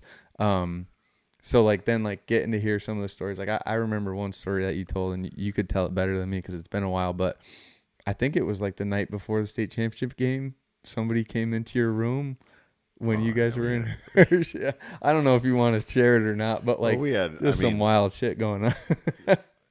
When the state championship run for us was like Friday Night Lights, like the movie. I mean, it was, you could pretty much, I'm not going to say you could do whatever you wanted, but you were like a rock star. Yeah. No, a lot of us didn't act that way, but you knew, you could walk into a restaurant, your dinner was free. You could, like, we had a lot of stuff like that, but you got to ride the wave while you got it. Yeah, I mean, it's, you're a high school kid, you're 17, 18 years old. Somebody says, all right, well, come on in for dinner, and you had dinner. But we would have, we had this one kid on our team, Steve Evanina, who was a master of voices and sound effects. So our bus ride homes were always awesome because he could make siren noises, and the bus driver pulled over a couple times. And we had, he could do the coaches' voices, and so you have all that stuff. And then we played down at Lackawanna County Stadium the one time. We stole all the yard markers. And Ray Nick was a Jessup legend who used to run the stadium, like the grounds. So he came in the locker room. We used to have this big long cigar. He came in the locker room. Where's my yard markers? And Coach Bazai is like, we don't have your yard markers. And they open up the ball bag, all the yard markers. So I mean, we had a lot of that stuff. We had, it was a close knit group. Mm-hmm. I mean, there's probably a million other stories that went on during the thing, but. During the season, but we were all really good friends, still really good friends. Like me and Steve Pratico are still best friends. Dr. Hanyon, we go on trips together all the time, and we'll be going on a trip in a couple months. And a lot of people on that team still live in the area, so you see them a lot. And there's, but I think that's probably those are the big things. When we were there, we'd have camp outs in the woods. Mm-hmm. Some of like what you guys do, but you guys obviously are a little more with the local. You guys have a little more resources than we had in high school, but just things like that. It was a lot of we didn't have social media. Mm-hmm.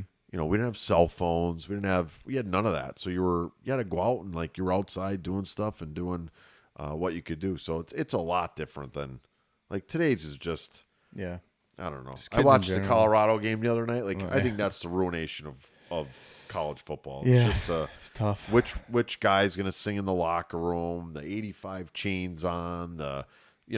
Players have their own music they're playing now when they score. It just is. I know. I was even oddly enough like for whatever reason when we turn on our TV upstairs, like everything's through streaming. So for whatever reason, it just defaults to like these old throwback games, and it'll always be like Keyshawn Johnson versus whoever. Yeah. So it will be like Johnny Manziel versus Ole Miss or whatever, and it's these all throwback games. So the other day, it just came on because I just turned the TV on. I didn't actually like plug anything in to watch, and it was just like maybe like a '90s Nebraska team. And you see them just the way they celebrate. Oh, yeah. Like nothing seems genuine anymore. Like everything's so calculated. They back practice then, the dances. Yeah, and like they're just as excited. And like football is in a better place from like an athletic perspective, and like the product is better. But like just like that genuine passion behind it, and like the team unity and like the way they got behind each other, it's so different. I think you can even tell you can even tell a Valley View like this. It's quiet. Like you go to a Valley View game, there's not too many people. I mean, a couple people are yelling, but I mean, it's not. The student section's shrinking and shrinking. Mm-hmm. People going to the games is shrinking. And one is what you said before with the, you don't have the rivalry games anymore. But even in our area, it's just and like our area has truly become like a true like second generation melting pot. Like we have a lot of people moving in, that didn't start here in kindergarten or his parents didn't go here. And I just think a lot of that, takes away from the mystique that we had here, from 1969 to whatever, let's say the, 2000s or whatever, early 2000s. And I think you're getting that in a lot of places. I really do. And I think that's why you don't see the, now again, Michigan's still going to get 110,000. Penn State's still going to get 110,000. Like some of those where they're at, but some of your like old school teams like Nebraska, they still, pack the place, but it's not that same energy. Different. Yeah.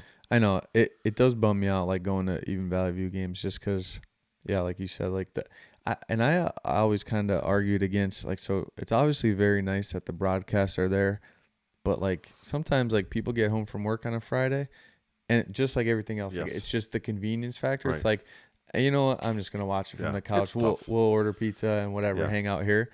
Where like, if you wanted to go watch football, you had to go down to the stadium and in turn, like it's cool for the kids. It's good for the coaches, good for everything. Tough. It's good. Like I said, my brother lives in Florida. Mm-hmm. My sister lives in St. Louis. So while I was coaching, the boys were playing. I mean, it was great for them, right? They might get in once a year to see a game. Right. They could catch all the games. Or if you have, an older grandparent that's like, homebound, it's great for them to do. But I'm with you. I think a lot of it, listen, and I'm going to tell you this too. I've had this conversation too, but like you get to playoffs and all that, it's like $8 or $9 to go to a game. I mean, which is even another knock of why, it's a lot. Yeah, if you're bringing in like a family of five. It's like a pizza on a Friday almost, right? I mean, it's so it's a tough. There's a lot of like little variables, I guess, that go into it now that I think have caused it to change and. I don't think it's necessarily changed for the good either, Yeah, I know it's a double-edged sword with the streaming stuff and everything. Just because like there is some niceties to it, like out of town. Yeah, maybe go to like a subscription basis or something where it's just we talked. When Chris first started doing the ones with the Cougar Sports Network, we talked about it, and then I always felt. I don't know. Like I always felt bad. Like, are you going to really charge somebody's grandmother like $25 a year to watch their grandson play because they can't get to the game? Yeah. So there's there's pluses and minuses to all of it, but I think the people who really want to go are still going to go. Mm-hmm. And then I do feel like it's where it used to be like the genuinely like the community would go. Yeah. It was the thing to do on a Friday. Now it's just parents and relatives. Like if once people's kids are gone through the system, they're not going to games anymore. For the most part. Obviously there's outliers, but like where it used to just so much stuff to do. Like I always say that to people now. There's so much stuff to do now. Yeah. You used to be bored on Friday night if you didn't go to the game. Now there's a million other options. I'm just thinking, like, even with me as I was younger, like I think about my parents even on a weekend, like, you'd put the television on, you'd get like your 6 channels. There was, it was a rerun when you got to a certain point. There's a million reasons. Do you want to stay home and watch the Dukes of Hazzard for the 18th time this episode, or do you want to go watch a Valley View football game? You went to the game. Yeah. No brainer. But that stuff's changed. There's just there's so much stuff going on now. Yeah. It's tough to keep up with all of it. Yeah, I think times are always changing, I guess, but just like to round out the whole conversation, I guess, just because like we kind of touched on a lot, but do you think like in retrospect now that you're out of it and obviously still in a teacher capacity and doing some other things in the same vein, like do you think like coaching and guiding young men and girls, I guess, from track, like if you had a higher purpose, would you say like you were put here to do that? Yeah, I mean, I think it's, originally when I left Bucknell, I wanted to be a physical therapist. Oh, yeah? And then I got it just worked out that my head coach from Bucknell, his son was playing at Western Maryland College. Mm-hmm. And they just happened to be looking for a GA. And he's like, hey, I got this guy that played for me that would probably be a good coach. And they needed a defensive back GA. So I was graduating. And he was like, hey, you want to go? What'd you think about being a GA? I'm like, yeah, why not? So ended up there, and that kind of got my master's there in education, and figured at that point I'd go and teach and coach. So, I really think sometimes a lot of the,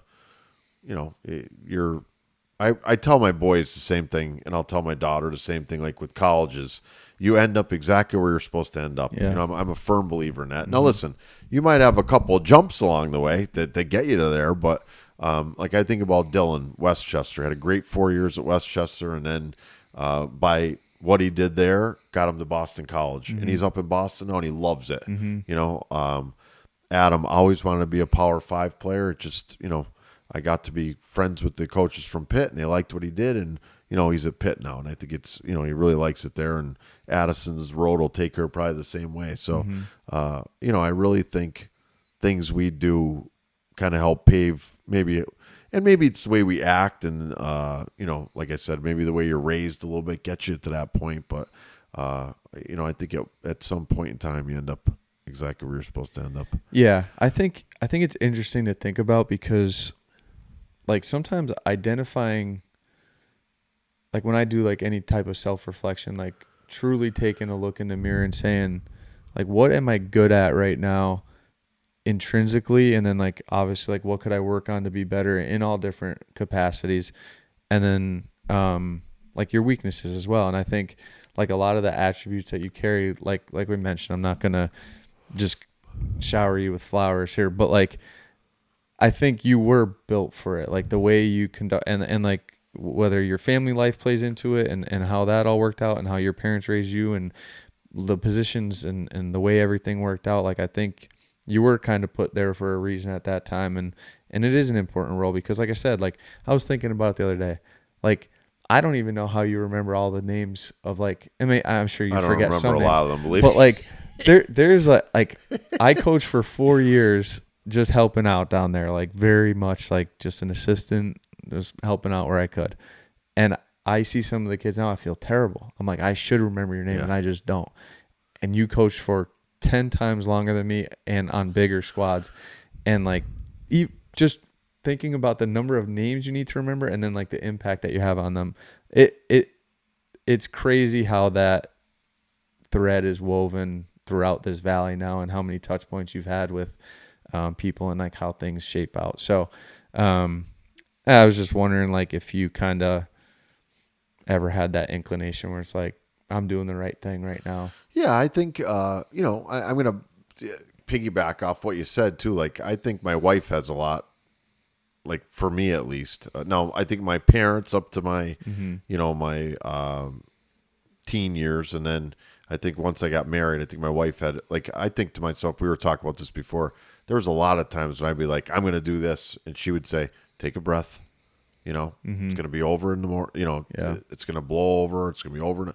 And I think a lot of the people you have around you, and I'm going to say this too, like one of the first people when I got hired was to bring me with me was Nick Rodio, who was there with, the past staff, and a lot of the past staff didn't want to stay, but he did want to stay, and I thought having him around, not only for his knowledge, but just his demeanor. Like he would very seldomly ever get to like that level, right? He was always even keeled. And how many times he'd be on the other side of, in the other headphone, and he'd be like, do this, take a deep breath, calm down, get a play in, like just like that voice of God almost in your ear. Like, here we go. Like, you're getting a little off tangent here a little bit, get yourself reeled back in, the ship and you need people like that, I think, around you in everything. I really think that's I think that's one of the things we get, like we see in a lot of aspects of life, some of these guys that are like just kind of, I would use the term like out of their minds. I just don't think they have the person around that to reel them in when they need to get reeled in. Right. Like they call all the shots, and they just never have that person. It's like, all right, you're going overboard. Got away with it. Take a deep breath. Too many yes men. Yeah, I just it was one of the things I always. I'm a huge Michael Jordan fan, and if you ever hear Charles Barkley like talk about why he doesn't talk to Michael Jordan, well, he told Michael Jordan flat out, you got too many yes guys around you. You're blowing it, and he didn't like that. So you need that person just to at times. Now, that doesn't mean every time my wife said, don't do it, that I wasn't like, well, I'm still doing it. Right. I was probably dumb for doing that. I should have listened to her all the time. But you need that person, I think. Yeah. And that's one of the things people, I think, don't realize about in every aspect of life and life in general. You just can't constantly shoot from the hip. Sooner or later, it's going to get you. Yeah. Right? You got to get that point where you're, especially as you age, like me, I see that a lot more now. And even like my coaching, I think at the end, like the officials hated me probably for my first 10 years. Mm-hmm. The last 6, I thought I got to be pretty good friends with a lot of them because I wasn't an ass. Right. I would just fly off the handle, and I'd be, yelling and screaming probably when I didn't have to. And my wife used to always tell me, get more with honey than vinegar, right? So I got to a point where I got more, and you'd see this is horrible to say, and they'll never agree with this, but you'd get more calls with the, my last They're 6 human. years, I got a heck of a lot more calls than I got the first 10. I know. That has always made sense to me. And then when you're on the sidelines and you know how much work went into it, and you feel like something's not going your way, that's out of your control, it's hard to keep those emotions in check. But it's just like nothing good has ever come. Like no officials ever like took a beating from a coach and like, you know what, you're right, let's switch this call. But it's like until you're down there, you don't know. Even from a business perspective, like you think about local, right? I mean, if you treat people the right way, like I've always been a firm believer in this. This is one of my big things I started to do at the end with my coaching. I gave kids a lot, and like the coaches, I'd be like, "Oh, you're giving them too much." Like I get them T-shirts, sweatshirts, like anything I could get them. Like I would beg. Like Steve Praddick was one of my huge boosters, and Jason Hanyon. I'd always be like, "Hey, I need $3,000. I want to get these kids jackets," and they were always, I always had people I could go to, and they'd always say to me like, "You're giving them too much. They don't." And I'd be like, "You know what? Some of the kids need it for one thing, right? And at the end of the day, they'll remember that you were giving instead of an ass to them." Yeah. Right? Yeah. I mean, I always felt that way. Like I always think that way in business too. Like they constantly, now we see it all the time, like taking away less of this. If businesses would say, we'll give you a little more, I think they'd make more money at the end of the day because people would actually appreciate things you did for them rather than the negativity that comes with not doing it. So, and I mean, look no further than, and it's like talking about social media earlier, but like there's so many people now who just literally build a full-time, like incredibly successful income of providing things of free value. Yeah. It doesn't have to be a tangible thing. If you're just willing to put in tons of time and effort, share your knowledge in your area of expertise for free, there's ways to monetize it on the back end for all these people to get all your free knowledge, and you make out great on the back end. It's just it's just a different way of doing business that not everybody has caught up with yet. No, and I think at some point, I think you're gonna, more people are gonna have to do it that way, because I just think, the sustainability with some of these things now is just, it's not sustainable. Yeah. There has to be there's going to come a time where it breaks a little bit, and you're going to have to get back to the, I'm not going to say like the good neighbor kind of thing, but that's pretty much what it is, right? I mean, it's helping people out and doing the right thing and making things more, I guess, attainable for the masses. Yeah. You know? I know, like even going to your point earlier, talking about how, like the country's so divided, or people are divisive in the sense of like they just want people to side with them on whatever they don't want a true, not even argument, but like a conversation to sort things out. They just want to yell and have 4 other dummies agree with them. But it's like September 11th anniversary just happened, and it's something I heard, and I actually posted. It's like the country needs the feeling of September 12th without another September 11th. And I think that's true for both the country and just like a reset for people. Correct. Because like things have just been too good, and like we're not reliant enough on each other anymore. Or like you could live in your little echo chamber and get by and be okay. But then like to your point, you can only do that for so long. Like that catches up to you. So like for 4 years, like that might get you a couple little wins here and there, right? But by year 6, 7, 8, it comes back to bite you in the ass, because people start to realize like you're just a complainer, and all you're going to do is try and get people to side with you. But then like those people drop off, and then you need a new circle. It's like, why do you have so many new friends all the time, or this or that? Like all that shit catches up with you. So like play the long game there. The art of compromise has really been lost, gone, which is a shame.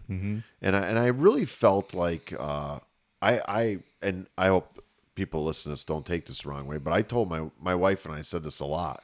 Like, I loved COVID. Now, not the bad aspects where the hundreds of thousands of people passed away, but the slowing down of life and just more family time. I used to say to my wife all the time, like, well, our kids with all the sports, we would never sit down and have dinner together. Like, we sat down and had dinner together. We go for walks together. We did stuff at home together. It was just such a, and my hope was it would kind of carry over. It didn't. No.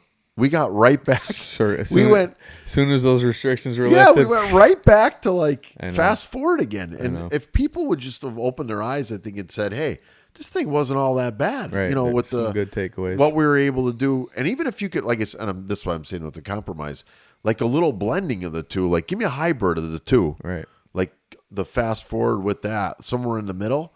I just think we'd be in a better, everything would be better right now with things. But we went right back to hustle bustle, fast forward. I know. And that's all you hear, like elderly people talk about. It's just like life used to be slower. It was nicer. It was just like, and they're right. They were right. And again, that's another thing where, like, even with the social media and kids, I think it's cyclical. Like, and there's all these studies out there. Like I've kind of just heard things in passing where it's like, the kids now are at least aware of it, where like my generation who kind of inherited social media, like that first wave where like we grew up without it, but now it's this shiny new object that we kind of felt like we have to use all the time. They're aware of some of the downsides of it now. And it's like, it probably at some point is going to become like anti-cool to be on social media as much as maybe we were and stuff like that. So hopefully maybe the life thing comes with it. But like you do see all these things now, like people are like, there's all these people like wanting to homeschool or homestead and like live in this like little communal thing. And like, that's a lofty, like that's the far end of the equation. But like, there's something to be said about just like having a garden and hanging out at the house. And like you said, like going for a walk at night and watching the sunset with your talking. Family. Yeah. I think that was the big thing. It was the sitting down, and you could literally just have conversations, and it wasn't the constant, like, and I see with my kids all the time, and they're always on their phones, just the way the kids are now. Yeah.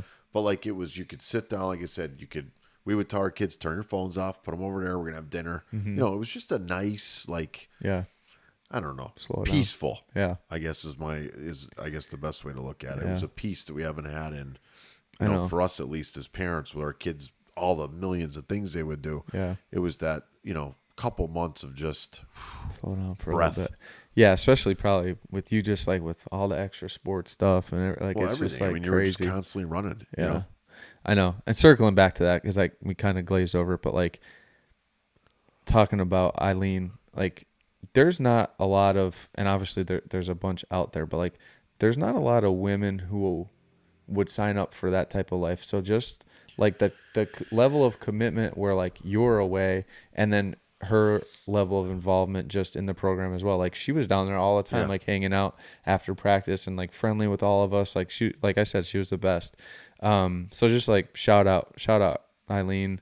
And then circling back to Coach Rodio as well. Like he was one of those guys where obviously like every coach, like you want to play for and like not disappoint them, but like especially him, there's something about him where it's just like, you were like a mentor figure for us. He was like a true father figure, because like, well, he cared about everybody, and you knew that. Yeah, and it that's was what like I was trying to say to you before. Like when you'd give some, like people would know you genuinely cared about them. You would do all this stuff for them, and they'll give you a little extra sometimes. Yeah, and with I'm not going to say you dangle the carrot, because I don't mean it that way, because I wasn't doing that, but having that. That little bit of extra inside that like, I got to play, this guy's doing all this for me. I got to give back a little bit. Yeah. 100%. You definitely played to not disappoint him at times, for sure. I'm going to tell you a story about him that I think is really encompasses him as a person. And this is now, he's still coaching, so he still does some things. So he had a kid 2 weeks ago who was just busting his butt on the scout team. And he told him if he makes some plays, he's going to get him an ice cream. He's going to get him. Coach Rodio loves ice cream. Loves ice cream. Free ice cream he loves more than anything, right? So any ice cream people out there, if you ever want a taste tester, Nick Rodio will taste test for you, right?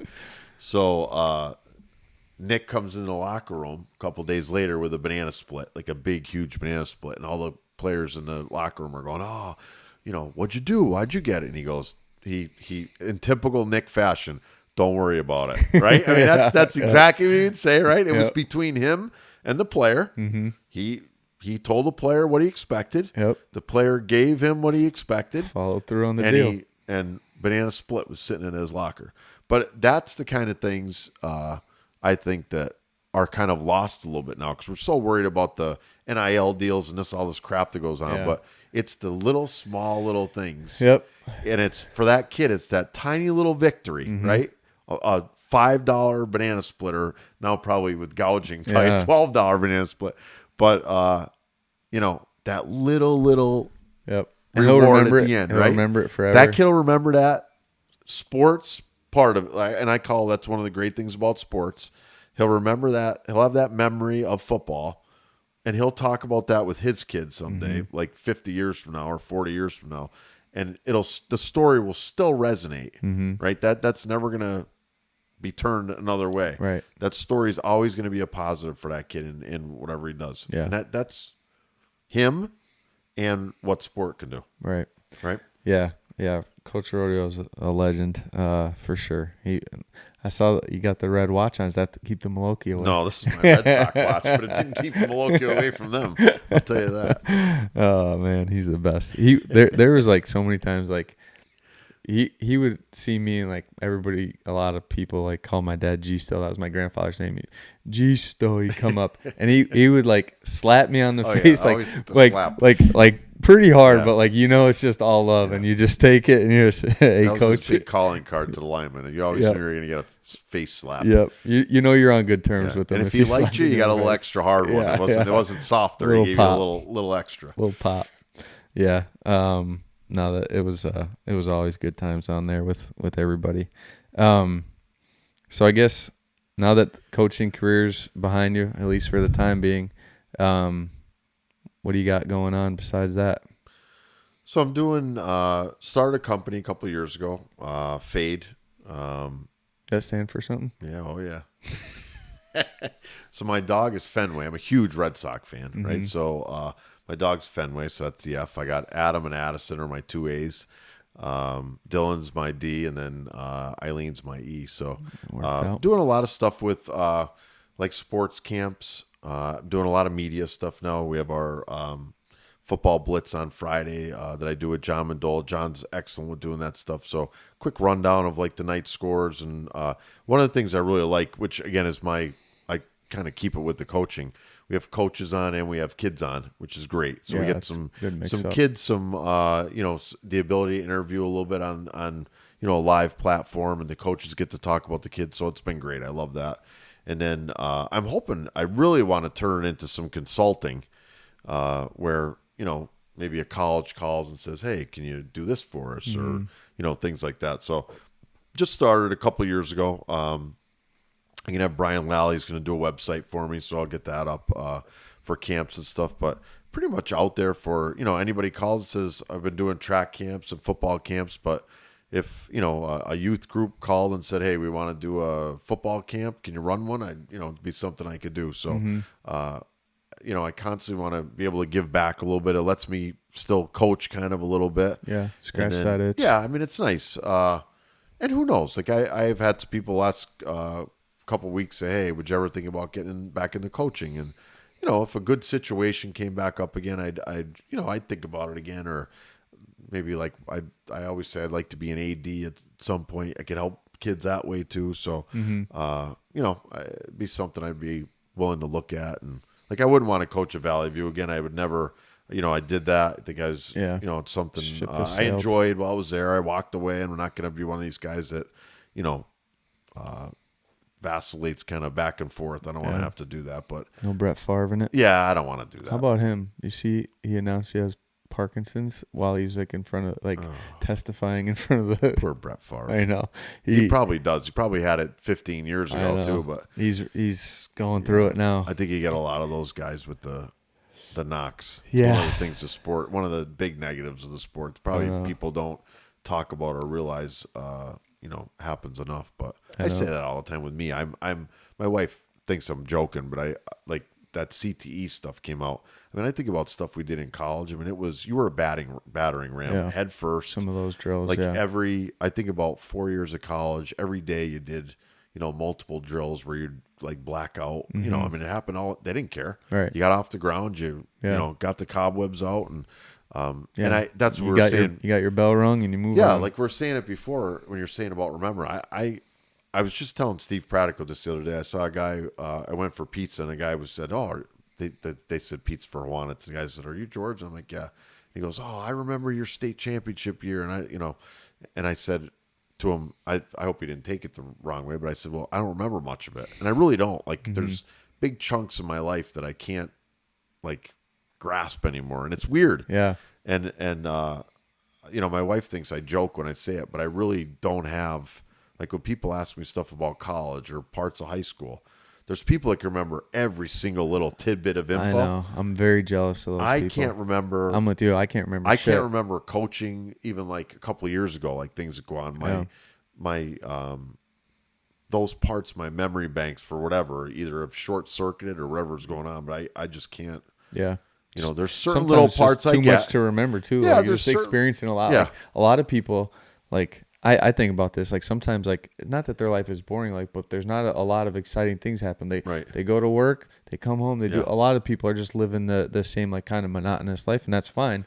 Where like there's a lot of stuff happening, and it's hard to kind of just remember or recall everything. There's but a lot of people I know that CTE have the doesn't same help kind of either. thing, but they can remember every little aspect of everything. So I know. I don't know. Who knows? But I'm hoping the business will take off a little bit. It just started, but we're doing some different things and trying to. I really like the media. Like I like this. Yeah. I like being able to talk. I like being able to do games and like explaining why this is going on, because I think a lot of people don't different understand. Yeah. I mean, you're seeing it in the NFL now too. Like for the longest time, there was no players in the booth, and now they're going in there, and it's a whole different like analytical view of the game while you're watching, instead of just calling the game with like professionals. I want to try to get a podcast next year. I've been talking to some people. I want to get a weekly one where you could call in or send something in about a play you saw and why did the coach do this, or why did this happen, or I was at the Valley View game on Friday. Why did they go for 2 instead of kicking an extra point? Or I'd really like to do that, because I think a lot of people like to pass blame and think they know why things are happening, but the reality of it is there's different perspectives, reason, right? Of why you can do things. So I'd like to do that. I enjoy that. That type of stuff is cool. Like when Kobe was doing those like Mamba breakdowns or whatever he was doing right before he passed and stuff, like it does take just like the average viewer a click deeper, and it's neat to see. Yeah, and I just think that's what people I think like now. I think they like to. Same thing that we're saying before though. Like that's your area of expertise. Like that's your free value that you're putting out to the world. And like, is it a niche market? Yeah, but like the longer you do it, there's enough eyeballs out there that are interested. And that's what I'm saying. We talked about this before. I mean, the same thing's going to be here. You're going to get more and more people watching that like, like to tune in, to hear little info they might not have known, or things that they that they're interested in, and it starts to take off. Word of mouth starts to go, and then before you know it, you're like these big social media people. Yeah. I know it. Even like that, like especially you, because like how many parents only have these little interactions with you like through the years, like even as their kids going through, and you don't really get to know you outside of like whatever their kid might have to say about you, and like what you hear in passing every once in a while, and like the few times maybe you get to talk in front of them. But like you get a real good impression for somebody when you hear them talk for 2 hours, which is why podcasts are cool, because like it's definitely a peek behind the curtain, and you do get to know people. Like you can't fake it for 2 hours. Like you are who you are. It's going to come out. Most of the time anyway. Some people and you're right, you get a better view of things that go on, or like I said, sometimes it's mindsets you didn't know about before, or it's just a different way to look at people, which in most instances you're not. Even me as a teacher, I mean, I always say it to parents when we have parent-teacher conferences, like I have your kid for 90 days. Not a whole lot I can learn, right. And it's for an hour and a half a day, right? So it's hard to get a glimpse into it a little bit, but the more you see some of these things, at least you can. That's why a lot of times I'll go to a sporting event. I want to see what the kid's acting like at the volleyball game or the soccer game, because you really do. You get a really you get a much different view, and we see them with their parents. Like it gives you a little, insight into maybe why they act the way they do in school, or why they don't, or what you can do to get them. Like sometimes I listen to the kids. Oh, I went to see the Marvel movie last night, so then I'll be like, "Hey, did you see the Avengers movie last?" And then you get you just that little bit of conversation sometimes, or that little spark. Just get that barrier down. Yeah, that's all you bit. need. Yeah. And that happens with this too. You get that one person tunes in, they start hearing something they like, and now they're, it's the same thing I think with football. I try to when I do the games with John, I try to you want to draw them in, you want them to say, "Oh, I like the way he does it. I like his energy. I like what he's saying. I like the way he tells me why they're running the play or what they might run." And then, they do run it. So I think they see those things in it. And that show's on YouTube, right? It's just so everybody knows. Yeah, so we do Friday Night Blitz. It's right around 10 o'clock when the games are over. You could go on YouTube, go on the John Mendola Show. You could subscribe. And then we go on usually about an hour, 10 to 11. We'll run down the scores. High school coaches, college coaches we've had on, a bunch of players that were good that night. And, like I said, it gives a lot of kids exposure, and I think it's been enjoyable so far to do it. Yeah, it's cool. Definitely check that out. All right. So I guess last little closing tradition on the podcast, I just like asking everybody, what's your favorite local anything right now? Could be restaurant, bar, shop. That's a good one. Anything. Could be a tough one. Freaking Cougar Auto. Well, could be anything. Just Friday's my pizza night, so I would think. I mean, every Friday I'm at a different pizza place. So love Benny's. Benny's is good. And they do a lot for they did a lot for our football program. Tony's we go to. Another big one. I love Andy's. I go to Lou's. I go to Luigi's.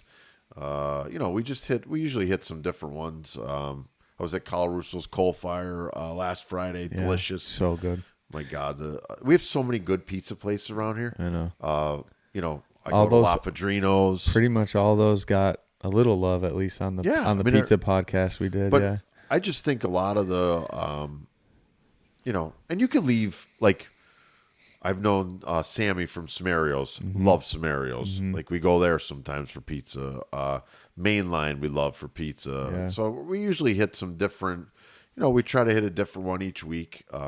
I do try to stay as local as I could, because I don't know, I just always, those places that have been open for a long time in our area, that's. And they were so, what you mentioned, so many of these places, not just pizza places, but we're so good to the program, during double sessions, when we're getting fed, a lot of these local restaurants and catering spots are bringing in food for us, and even Quinn's I think did at times, not bunch of restaurants, and again, that's the stuff you never hear about, because they're not going to go advertise and say proud sponsor of Valley View lunches or whatever, but and the kids aren't going to say anything either, because they're just happy they're getting their meal. They're oblivious to it, when you're going through it.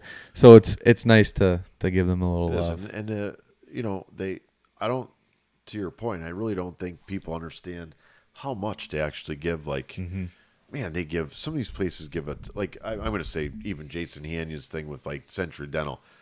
Anybody in our area, sports wise or anything, that ever needs anything, as soon as they call him, it's done. Yeah.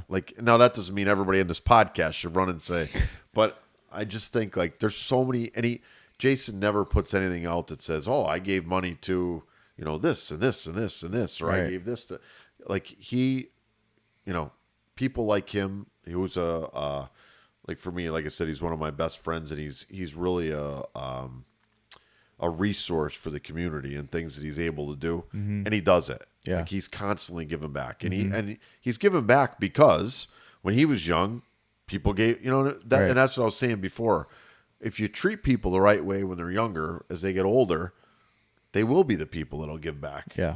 Instead of the negative. And sports, I think, to a certain extent, allows for that positive nature to come out, and then as they do, like I said, Kyle Calcino, Cory Mitchko, even when I started doing my stuff for my podcast, you guys are the first calls I made with, "Hey, you want to sponsor the show on Friday?" And you, Mitchko, Jace, these guys are all, they were the first people I called, people I did like Battaglia's with all the stuff we would do with football, or Tim Wagner's, and like those were the first calls I made because, again, the relationship was always positive, right? And I mean that's what you just want to get to that point where you have people you can count on, like you said, and yeah, and that's like, not to carry on, like we're kind of wrapping, but like I could vividly remember, like I don't even know why, but like when I graduated, I could remember being at St. Joe's, and even like talking about how much things have changed, like the way sports are covered now, like how Joby used to cover like the local sports versus what we have now. Like it's just different. Yeah. And it's bad. Yeah. Because that was something that would hold a community together. Where you could go on and look in the scores and now it's not there. Yeah. And like I could remember, like I don't even know why. Like I know, like I'm not stupid. I know how many people are texting you on a Friday, but like I always like made sure, like at least like week 1, like, hey, good luck this season. Like just like keeping that line of communication open, like just to like, cause like I genuinely cared so much. Like my college friends made fun of me so much. Cause like I would literally like, you would get like maybe 5 free articles a month or whatever through, say, my phone or my account on the Times Tribune. I would go to the library and log in under like their name or a guest name, so I could like read the articles on like Monday or whatever when they came out on Saturday after the games. I was like such a high school Harry down there. Like, I went to bat for VV, but like I deeply cared about the program and like how the future of it was going to look, and like I knew it was in good hands with you. But like that's why, like when time permitted, like I wanted to get involved and like do my little part. And again, like I knew I wasn't like this fantastic, outstanding player, but like I do think like I had like my little hand. Even like the freaking kids I was coaching on freshmen, like just having fun with and trying to like work out some of like their bad habits. So by the time they get to you, you don't even see them, like just stupid shit like that. But like now, like those are the kids like coming to the roundup. They're like my biggest supporters. Like sometimes, and they're the best. They're like they're my boys. But like it's cool how like all that shit just comes full circle.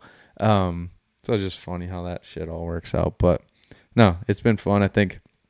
I know I have tons more notes here. I could probably go for another 2 hours. We'll have to do a part 2. Yeah, we'll do it. We'll run it back some other time. But yeah, thanks for coming on, George. I appreciate you having me on. Yeah, best of luck. I know your business ventures now and everything you're doing will be a success, just like pretty much everything else that you touch. We'll just keep plugging, buddy. Right? That's all you can do. That's all we could do.